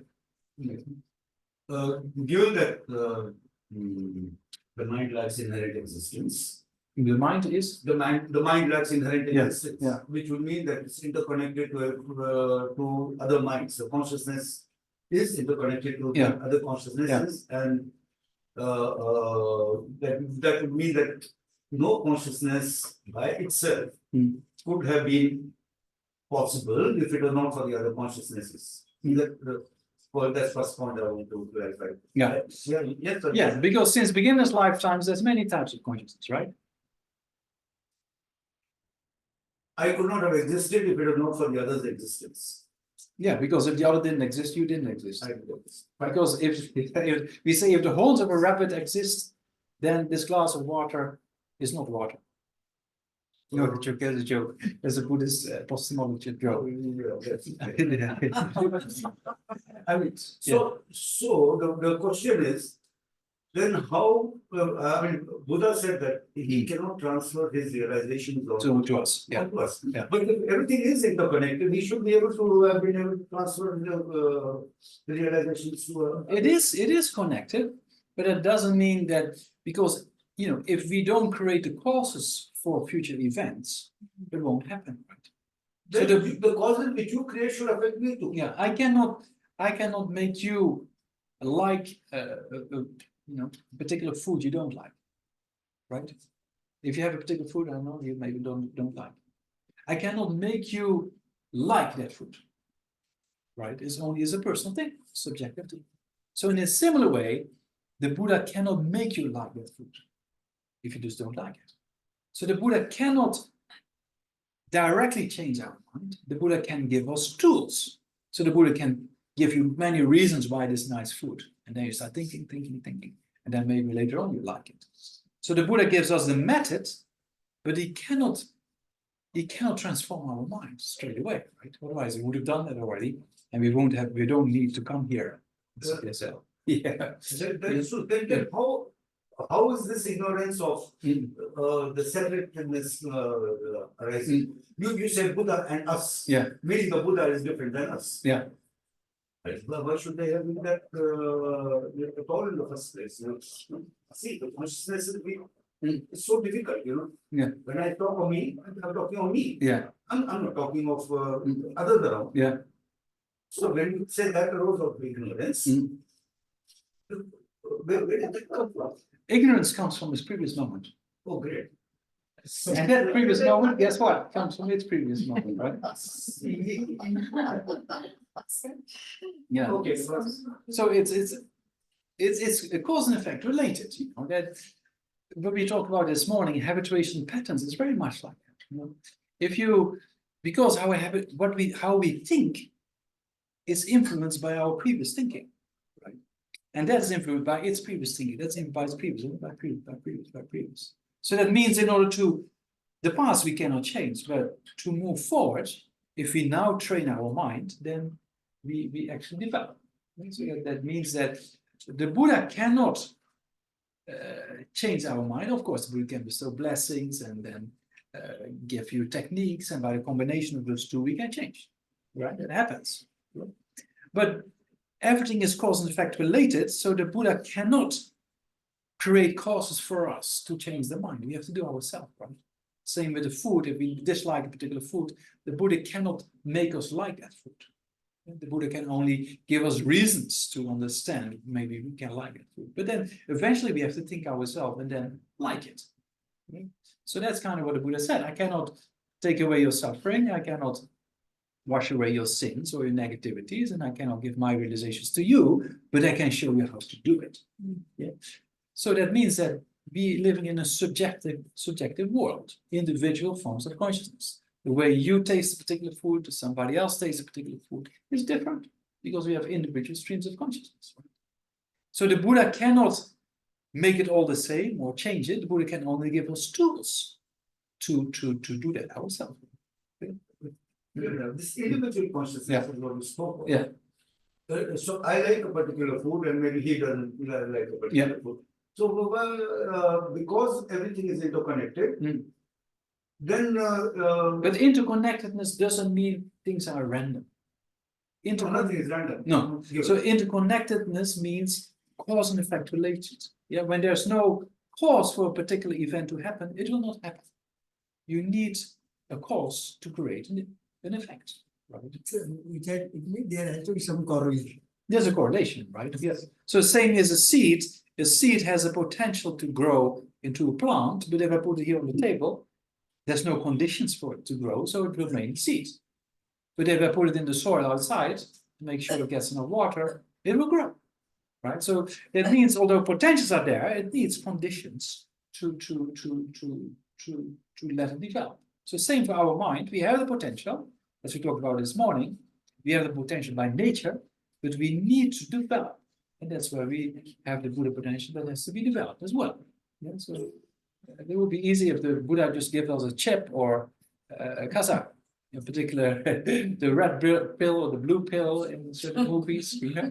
But yeah, in that particular movie, things get worse. I mean, it's more violence, but yeah, in reality, actually, things get better. Yeah. But yeah, the violence in that particular movie, The Matrix, you can think the agents are like our negative habituation patterns. Right? Who come back and want to take us back to yeah. So in that way, there's a similarity. Yeah. But yeah, eventually we have to do it. But the Buddha can give us the methods, right? And then we create the causes for the future. Yeah. Yeah, the lack of inherent existence of the mind has the line between me and the other is still very, very clear and very Yeah. distinct. It is Yeah. not blurred. No. Whereas obviously for those who are realized persons, it might begin with the blurred Yeah. and then finally. You see, for realized beings, what they see your mind, they see my mind, and they see the mind of others. And they see the most subtle aspect of those minds are all the same. Right? They're all the same. But around that subtle mind, there's this web of karmic relationships and afflictions. And that's all related with that particular continuity of consciousness. So the way you taste masala dosa and the way somebody else tastes masala dosa is different. But your mind, on the most subtle level, and the mind of another person, most subtle level, is the same. So there are similarities, or things are the same. The ultimate nature is the same. The most subtle level of the mind is the same. But there are differences related with karmic habituation patterns of your life and of somebody else's life. Right? So that means there are things that are exactly the same nature, but there are also things that are different. Yeah, that's all with each other correlated. Right? Yeah, yeah. Thank you. Yeah, yeah. We had a question. So you said that like ignorance is the root of all of the problems. Yeah. And I just wanted to know then what is it that we should, to Remove ignorance. and to remove the suffering. But is it to know that the I or the mind is dependent? Yeah. What is it Yeah. the thing that we should So what we should know is that things lack inherent existence. Yes. So this ignorance is holding to inherent existence, and the wisdom is seeing that it doesn't exist the way it is. Yeah. So that means that the wisdom that understands the emptiness of inherent existence, or the lack or the absence of inherent existence, is opposing ignorance. Yeah. So in a similar way, you cannot have heat and cold existing at the same location at the same time. It's either cold or hot, right? Or it's either light or dark. You cannot have darkness and light at the same time. So in a similar way, ignorance sees reality in a particular way, and the wisdom realizing emptiness sees reality in a particular way. They cannot coexist at the same time because the way they look at reality are exactly the opposite. Ignorance holds on to inherent existence, and the wisdom holds on to the emptiness or the lack or the absence of existence. So the more you develop this wisdom, this ignorance loses potential. And then you can see in the trainings that later on, when you realize emptiness, then the problems related with the ego, they become less. I think it's very true. Yeah. Because this ignorance is random. Yeah. Random nature, it will, when you keep on adding also, it will suddenly have this spread over that. Whereas wisdom is having certain this one. Yeah. It will try to build on that. Yeah. So when the wisdom builds over that, there is a demarcation between these and there is no correlation. Yeah. So that you will be able to Eventually, yeah. Eventually you're able to eliminate ignorance. There's a very interesting text by one of the great masters of Tibet, of Panchen Losang Choe Gyatsen. There's a text called Debating Ignorance. It's very interesting because in ignorance, is a kind of, it's not an easy text, first of all. More random. It's not an easy text. But it's a very interesting because it's kind of a play. Meaning that ignorance says, you, wisdom, you just knew. Nobody believes you, everybody believes me because I'm here since the beginning of lifetime. I win, you lose. Right? And then wisdom comes and says, yeah, but you apprehend reality in a wrong way. I apprehend in a correct way. So the truth always wins. So you have to go. Right? So it's a very interesting debate, but eventually comes to this point that ignorance holds on to things exist inherently, and the wisdom sees that that does not exist the way it is. So in that way, you can see that eventually wisdom will win the game, because the more you habituate yourself to understanding reality, the less ignorance can prevent you from understanding it. Same thing, the more you contemplate death and impermanence, yeah, then when somebody dies, you can deal with it much easier, yeah, because you understand their reality.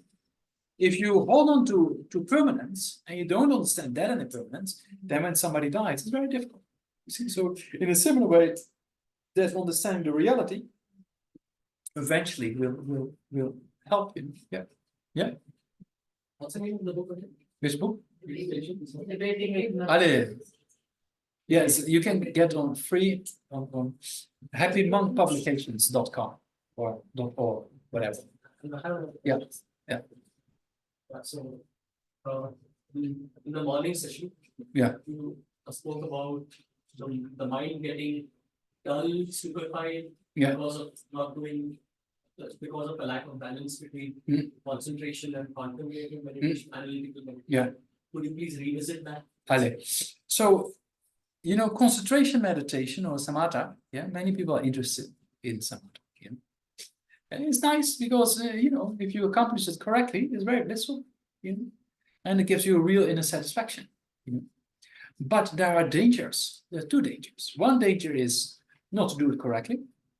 And there are people, I've talked with also even Westerners, who engaged in a lot of meditations but didn't do it correctly, or didn't have the right guide, yeah. And they start to habituate their mind to a subtle form of dullness, you know. Like, there's no thoughts coming, so there's no distraction, right? But also the clarity is not really there. It looks like concentration because there's no distraction, but there's not really clarity. So there's a kind of a subtle dullness you can fall into, and then you think that's concentration while it's not. If that happens, your intelligence will decrease, right? So that's kind of a danger. I talked with a few people. One person was a bit extreme. He did I think a few hours a day or something like that, and then he became dull. He told me he find it very difficult to you know, to act in society, you know. So that's kind of a danger, yeah.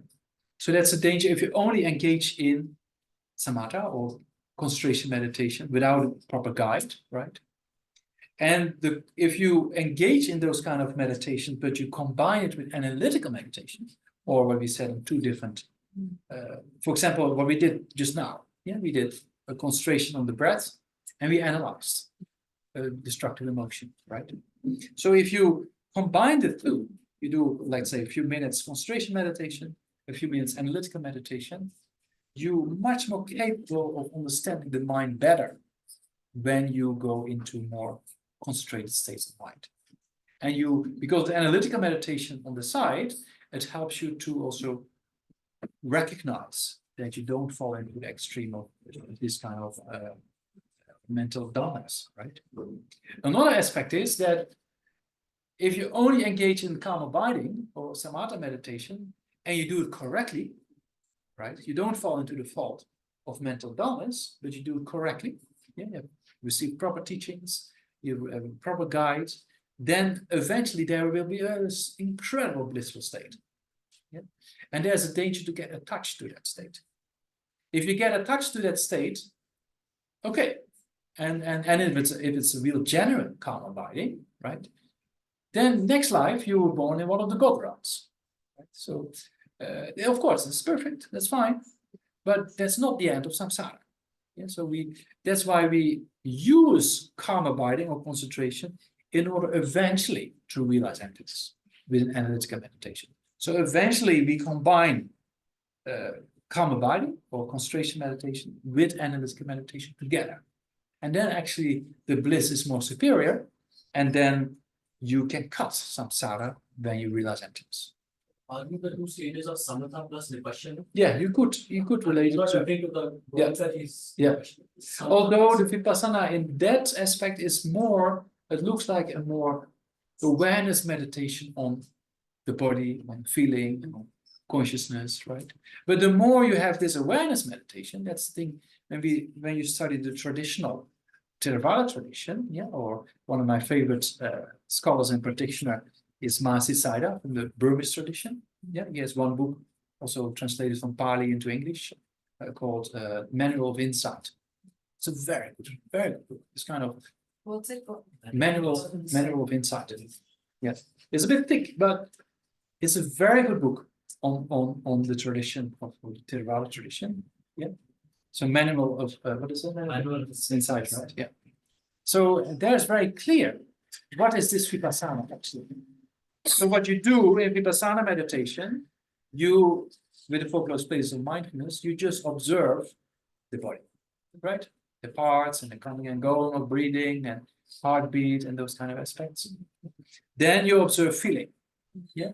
Where's the feeling? Is the feeling in this side of my knee is different than this side, right? You start to be much more aware of what these sensations are all about. And you see the coming and going of the body and the different parts of the body and the coming and going of feeling. Then you go to consciousness, yeah, sensory perception and mental consciousness. Then you go to the mental factors and objects.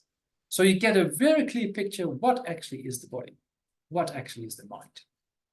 So if you have a clear picture of what actually is the body and is the mind by observing this coming and going, then you start to realize when the I comes up, there is no real I, inherent I.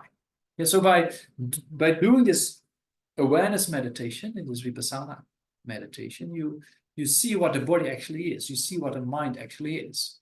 Yeah, and that you use to understand that we are in the nature of permanence. That you use to understand that things are coming and going. That you don't grasp at things anymore. Right? And then you get a personal experience of the body and the mind, and you see when an I comes up, when you get angry or when there's strong desire, you straight away see you cannot find it anywhere in this process of your body and your mind. So that means what we do in those meditation techniques, we see what is the body, what is the mind, and that we use to prove that we are in the nature of momentary change. We are in the nature of being empty of the self. So that's kind of a combination of the technique. What is vipassana mean in this tradition? It's also insight meditation, yes, same thing. Yeah. But it's just different types of insight meditation, right? There's one insight meditation of just building awareness. What is the body? What is the mind? Yes, we see that in the 4 close placements of mindfulness. But there's also insight meditation of realizing emptiness. So both are kind of in this category of vipassana, right? Yeah. Yeah. Your reference, I'm an independent researcher in consciousness and interfaith studies, coordinating and juxtaposing it with quantum physics theory. Now, this is something that's cutting edge. I am or was in a California consciousness think tank. Now, the reference you mentioned, Carlo Rovelli. What are his insights into the mind and consciousness? The debate now that consciousness and mind are not the same but separate. Yeah, it depends how. Mind is some sort of a small organ that the consciousness uses in order to understand reality or transcend it. What are your thoughts on that, your reverence? And Carlo is sharing that. Yeah, so Not very well. Carlo Rovelli is in the field of quantum gravity, right? Yeah. So he's quite a well-respected scientist, as I said before. He's wrote many books, very good books. So depends, first of all, how do you define consciousness and how do you define mind? So if consciousness is something separate from the physical world, yeah, as we say in Buddhism, then consciousness is being defined as clear knowing. So what does that mean, clear knowing? Clear has two aspects. One aspect is things can appear to the mind. That's the clarity. The other aspect is the clarity of being free of states or free of afflictions. Yeah, like the blue sky being free of the clouds. They just temporarily obscure the blue sky, but they're not a part of the blue sky. So that's the aspect of clear. Clear and knowing aspect means that consciousness has the capacity or ability to know and to understand. Yeah, so that's how we define consciousness. Even in mind science or neuroscience in particular, if you look in Anil Sets, you know, if you know him, but he's also quite a world leading expert in the field of neuroscience, and in particular the subjective experience of consciousness. Then also he says that in his book Being You, and also in our dialogue we talk about, it's better to define consciousness in a simple way because it's very difficult to understand, rather than giving a very profound definition and you later have to correct it, right? So there also, but yeah, he says consciousness is nothing else than an emergent property of the brain. That's just a classical interpretation in neuroscience, and well, in the materialistic interpretation of neuroscience, right? So yeah, in Buddhism, in that way we disagreed, and we talked about it, that because we believe in a dualistic aspect, meaning there's a brain and there's consciousness, and there's two different entities, but they work together. Yes, we talked about with the science and the OCD, especially Jeffrey Schwartz kind of research in obsessive compulsive disorder is very interesting to see the correlation between consciousness and the physical brain. Yes, according to those kind of findings, it looks like it's two-way traffic. The mind or consciousness can influence the brain, as we see in neuroplasticity, but also the brain can tell us what to think. So there's two-way traffic. For an untrained mind, the brain tells us what to do. For a trained mind, is reversed. Yeah, we can rewire the brain, so to say. So yeah, in Buddhism, we say consciousness is something else than matter. And we talked about a near-death experience. That's a person called Pim van Lommel, yeah, one of the Dutch cardiologists who has this cutting-edge research on the near-death experience, one of the best designed research in that field. And then he also talked about non-locality or non-local consciousness. Yeah, so that means that when there's no measurable activity in the physical brain and there's still perception, that indicates that consciousness is maybe not locally related at particular times or particular events. So we talk about non-locality of consciousness. In quantum mechanics, we also talk about non-locality. If you, for example, talk about what Einstein calls a spooky event at distance, right? The entanglement is not that spooky at all, because between those two, mostly electrons, there's a lot of things happening in between. Also, Sean Carroll, also in the field of quantum gravity, yeah. Sean Carroll, in one of his presentations, also explains what the physicists mostly forget to mention is what's happening between those particles. Yeah. So that's interconnection. Yeah. So it's not that spooky because there's so many things happening in between. And then also we talk about non-locality of information, meaning that how does this electron knows how to flip over if that flips over, right? So then we talk about, and then we refute Einstein's kind of the speed of light is the quickest things can go. It is not true, because information can go much faster. Yeah, so then we see that information goes faster than the speed of light. Yeah, so yeah, then also you talk about non-locality. So non-locality, we talk about with consciousness, we talk about in matter. Yeah. So then Carlo Rovelli, from that point of view, he correctly states that matter is not that solid as it is. It's very similar to consciousness. He doesn't say it's the same, right? So he doesn't go much further than that because he says it's not his field, right? But yeah, if you think about, in Buddhist philosophy, there's an interpretation we didn't talk about, and we're not going to talk about it because it's a bit complicated. It's called one term called disintegratedness. Is philosophy of how information is carried over time. Yeah?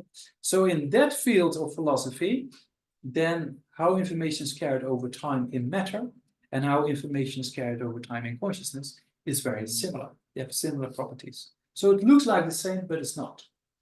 And because it looks like the same, that's why certain scientists, they go into the, I won't say extreme, but they go into the direction of panpsychism, that everything has consciousness.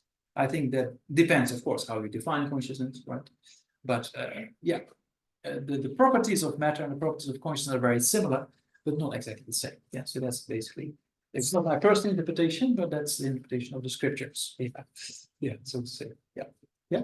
There is a small difference which I feel. Again? See, when we talk about consciousness, we always feel that it is coming from the inner heart, from the core of the spirituality and others. So that is little more well-defined and determination and other things. Whereas the mind is concerned, mind is never under control, it's always one, which is random in nature. So if the randomness is brought closer to, remove the randomness and the mind will get concentrated on certain things, then it may get related with the consciousness. When it is carried away by that, or it is biased by that, or it is a certain amount of coherence is made in that, then only the mind can be controlled. Otherwise, they are two independent things. One is totally random, another has to really come. Of course, when this consciousness also comes out, let us say, is coming, over the way, it can get contaminated and it will also have certain amount of spirit. So that is how one thing is. Second thing which you mentioned about the other part, the second part which you said, that it need to be controlled and other things. So that only can be controlled with something which is really fixed up.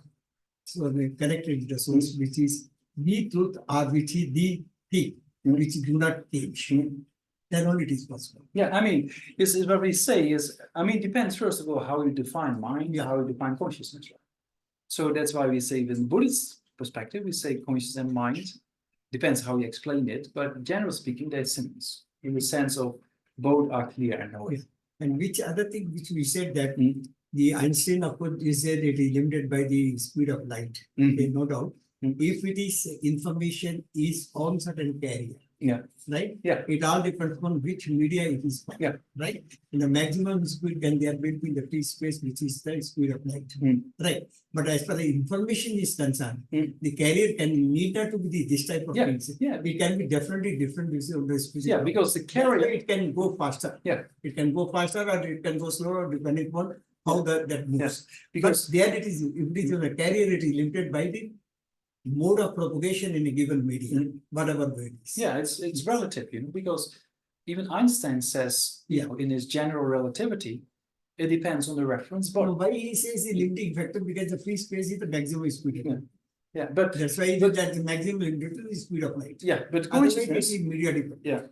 but consciousness also is a carrier of information. And consciousness can information can definitely go faster. And consciousness also can go much faster, right? And we know that if a person dies, for example, when you go into the bardo or into the immediate state, then consciousness goes according to the speed of your thoughts. So that's much faster than the speed of light. Information also is, according to Aaron Schrödinger, the information is also stored in non-locality, as he says in this book, What is Life? So very interesting. Material. Carolyn has a question. Carolyn has a question online. Hi, Geshe-la. Hi again. I've been listening, attending so many emptiness teaching, and then to meditate on emptiness, we rarely get it. But I'm going to ask you a question.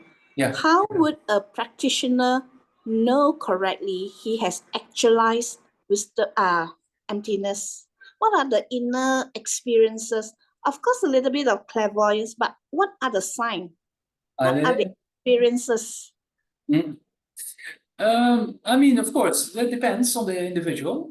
Some people have some fear because the eye disappears, right? And some people, they completely bliss out. They're so happy because they found a jewel that stops suffering. So that depends on the individual. But which level of emptiness you realize, that also depends. For example, His Holiness Dalai Lama, when His Holiness shows the aspect of realized emptiness initially, then he checked with his teacher, Ling at that time, and then came to the conclusion that it was still a coarse realization of emptiness. Yeah, we divide. That's more technically we say a self that's empty of a self-sufficient, substantial existent self, but not the emptiness of inherent self. So then His Holiness read this book I just mentioned by Geshe Tenzin Lama Losing Gyatso, Wisdom Debating Ignorance. And then His Holiness said he got a very profound understanding of emptiness.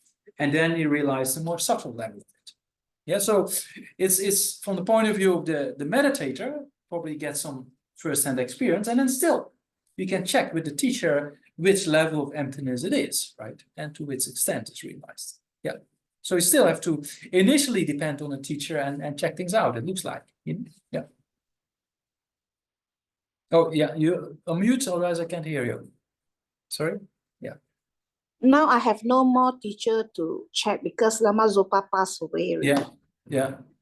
Yeah, and check with other people sometimes, no? I will realize, not that I'm just saying anything, whether I get to difficulties or something, I have no teacher to refer to. Yeah. Or Dharma friends, no?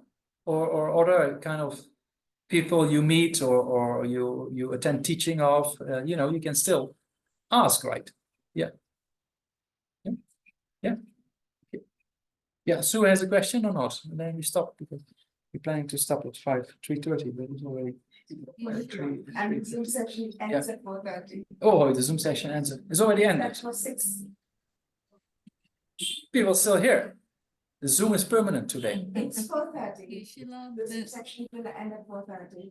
4:30. Okay. Then we still have a few minutes. No, yeah. It has been a very interesting session. Thank you so much, and All right. to all CKSL Sangha and organizers. Yeah. So I just have a question. Morning you mentioned about, no, afternoon you mentioned about a psychologist and the studies. I didn't get the name. Psychologist, which one? You mentioned a psychologist, the studies. In relation to? Sorry? In relation to which particular point? You mentioned it in relation to the near-death experience. There was a cardiologist, Pim van Lommen.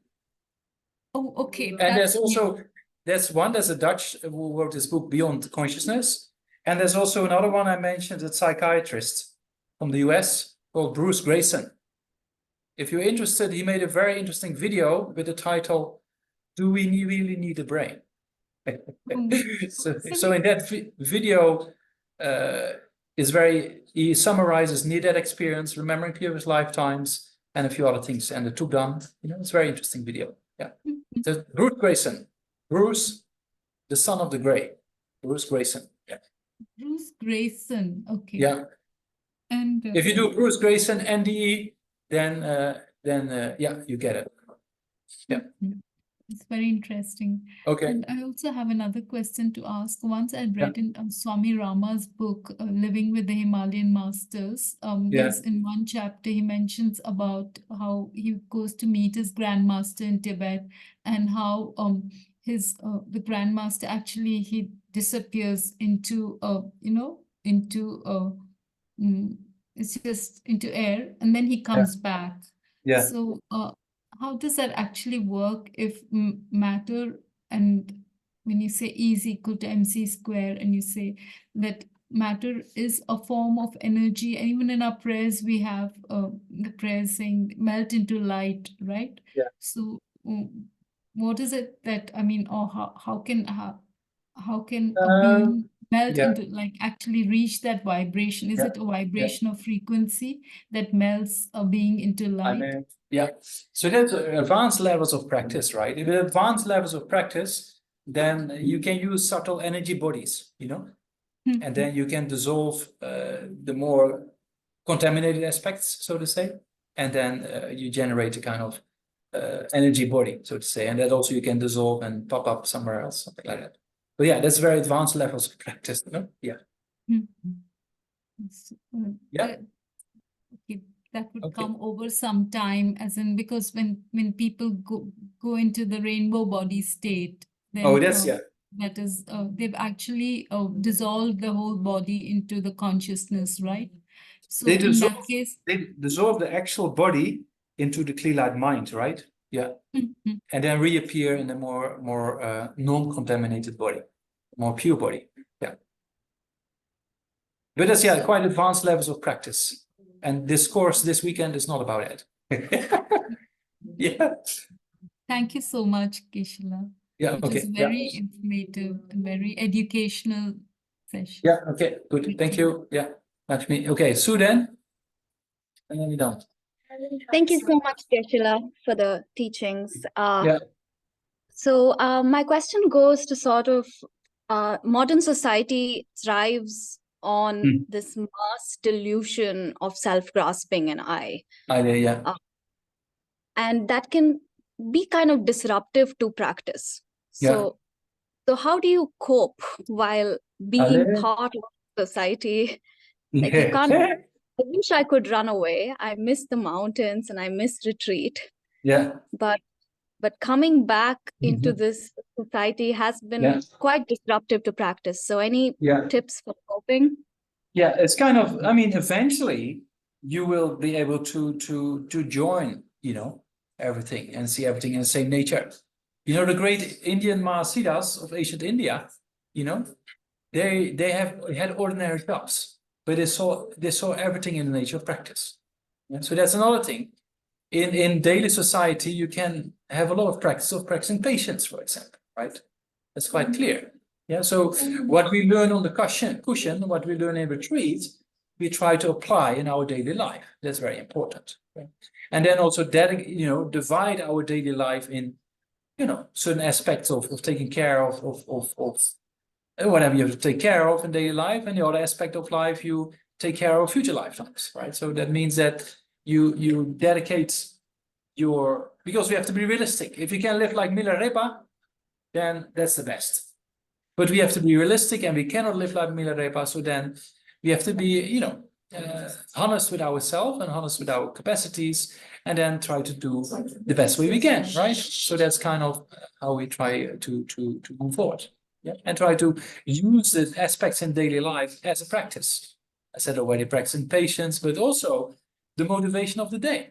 You said a good motivation in the morning, and you think, whoever hears me, sees me, thinks about me, may I lead that person in future lifetimes to a higher level of realization, right? So that gives you self-responsibility to develop yourself, as well as you make connection with others to help them. Yeah? So that's also Lama Zopa Rinpoche used to say, it's a very important prayer to say every day.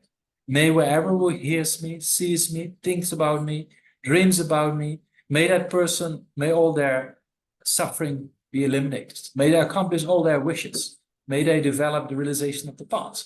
Yeah, if you make that realization, then, if you make that kind of prayer or motivation throughout the day, it doesn't matter what you do. You will influence people eventually, right? Yeah. And then, of course, whenever you have time, contemplate the Lam Rim, and whenever you have some more time, do some Lam Rim retreats, and then more slowly we move, right? We have to start somewhere. The Buddha also started like you and me, just as a beginner, right? And eventually you do that for a few lifetimes, and then you develop. Right? Yeah. And not fight the society. Not fight. No, never is good. Yeah. Okay. Don't fight. Okay. Yeah. Okay. Yeah. Okay. Yeah. That's it. The last question. The book, Carolyn is asking, the book that His Holiness refers to regarding emptiness. What's the name of the book and name of the author? It's a bit. His Holiness read that book. It's not easy one. I mentioned before, right? Wisdom Debating Ignorance. So Wisdom Debating Ignorance is the title, and it's composed by one of the Panchen Lamas, Panchen Lobsang Choe Gyatsen.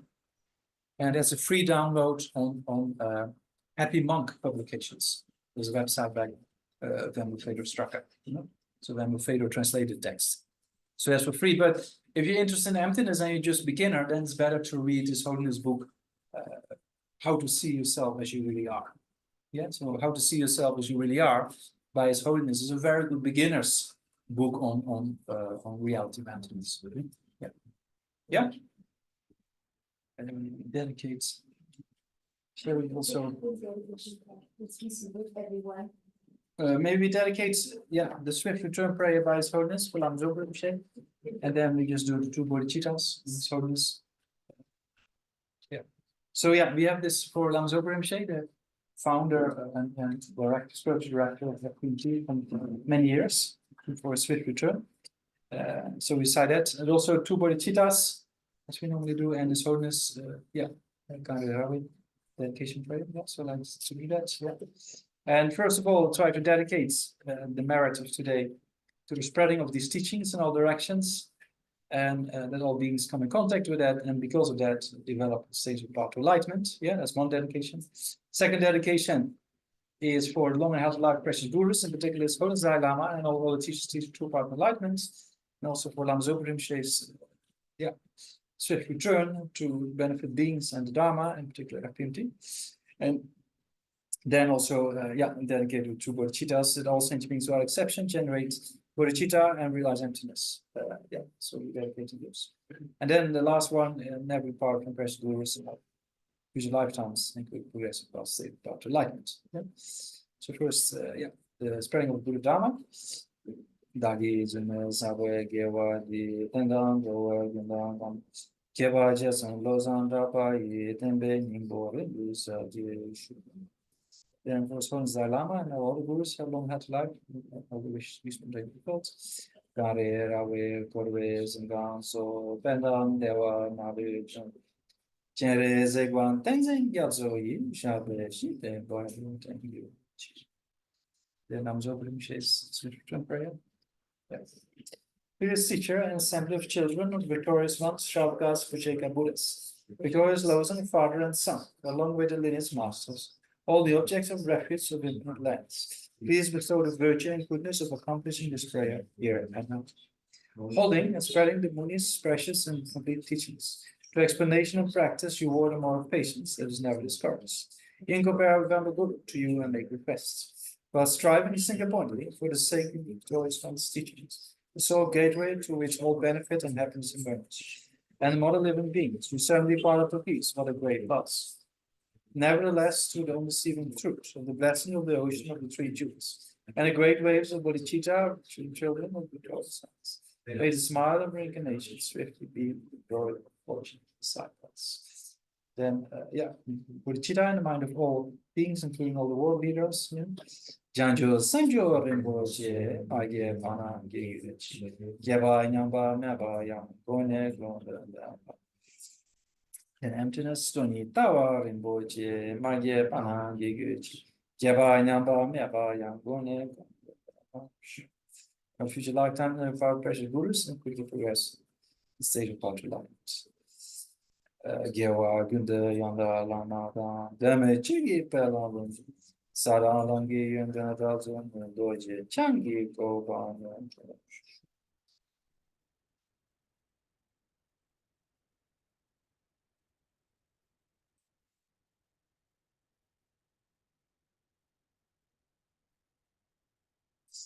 Okay, thank you so much. And then also dedicates for a special dedication for Messi, Bharat's 13-year-old dog.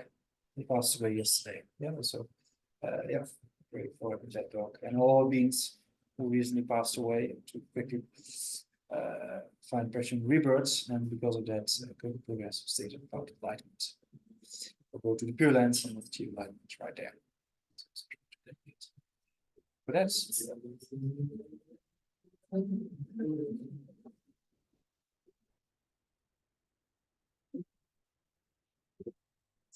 okay. Thank you so much. Yeah, see you tomorrow. Maybe see you not. See you. Yeah. Same place, same time, same channel. Please sit down here, please, for just a moment. Thank you, Geshe. Thank you. See you tomorrow. Thank you. Get better soon. Jana. Yeah, thank you. Thank you, Geshe. Thank you. Thank you, Gashila. Thank you. Thank you. See you soon. Same Zoom. Yeah. Same Zoom. Yeah. Okay.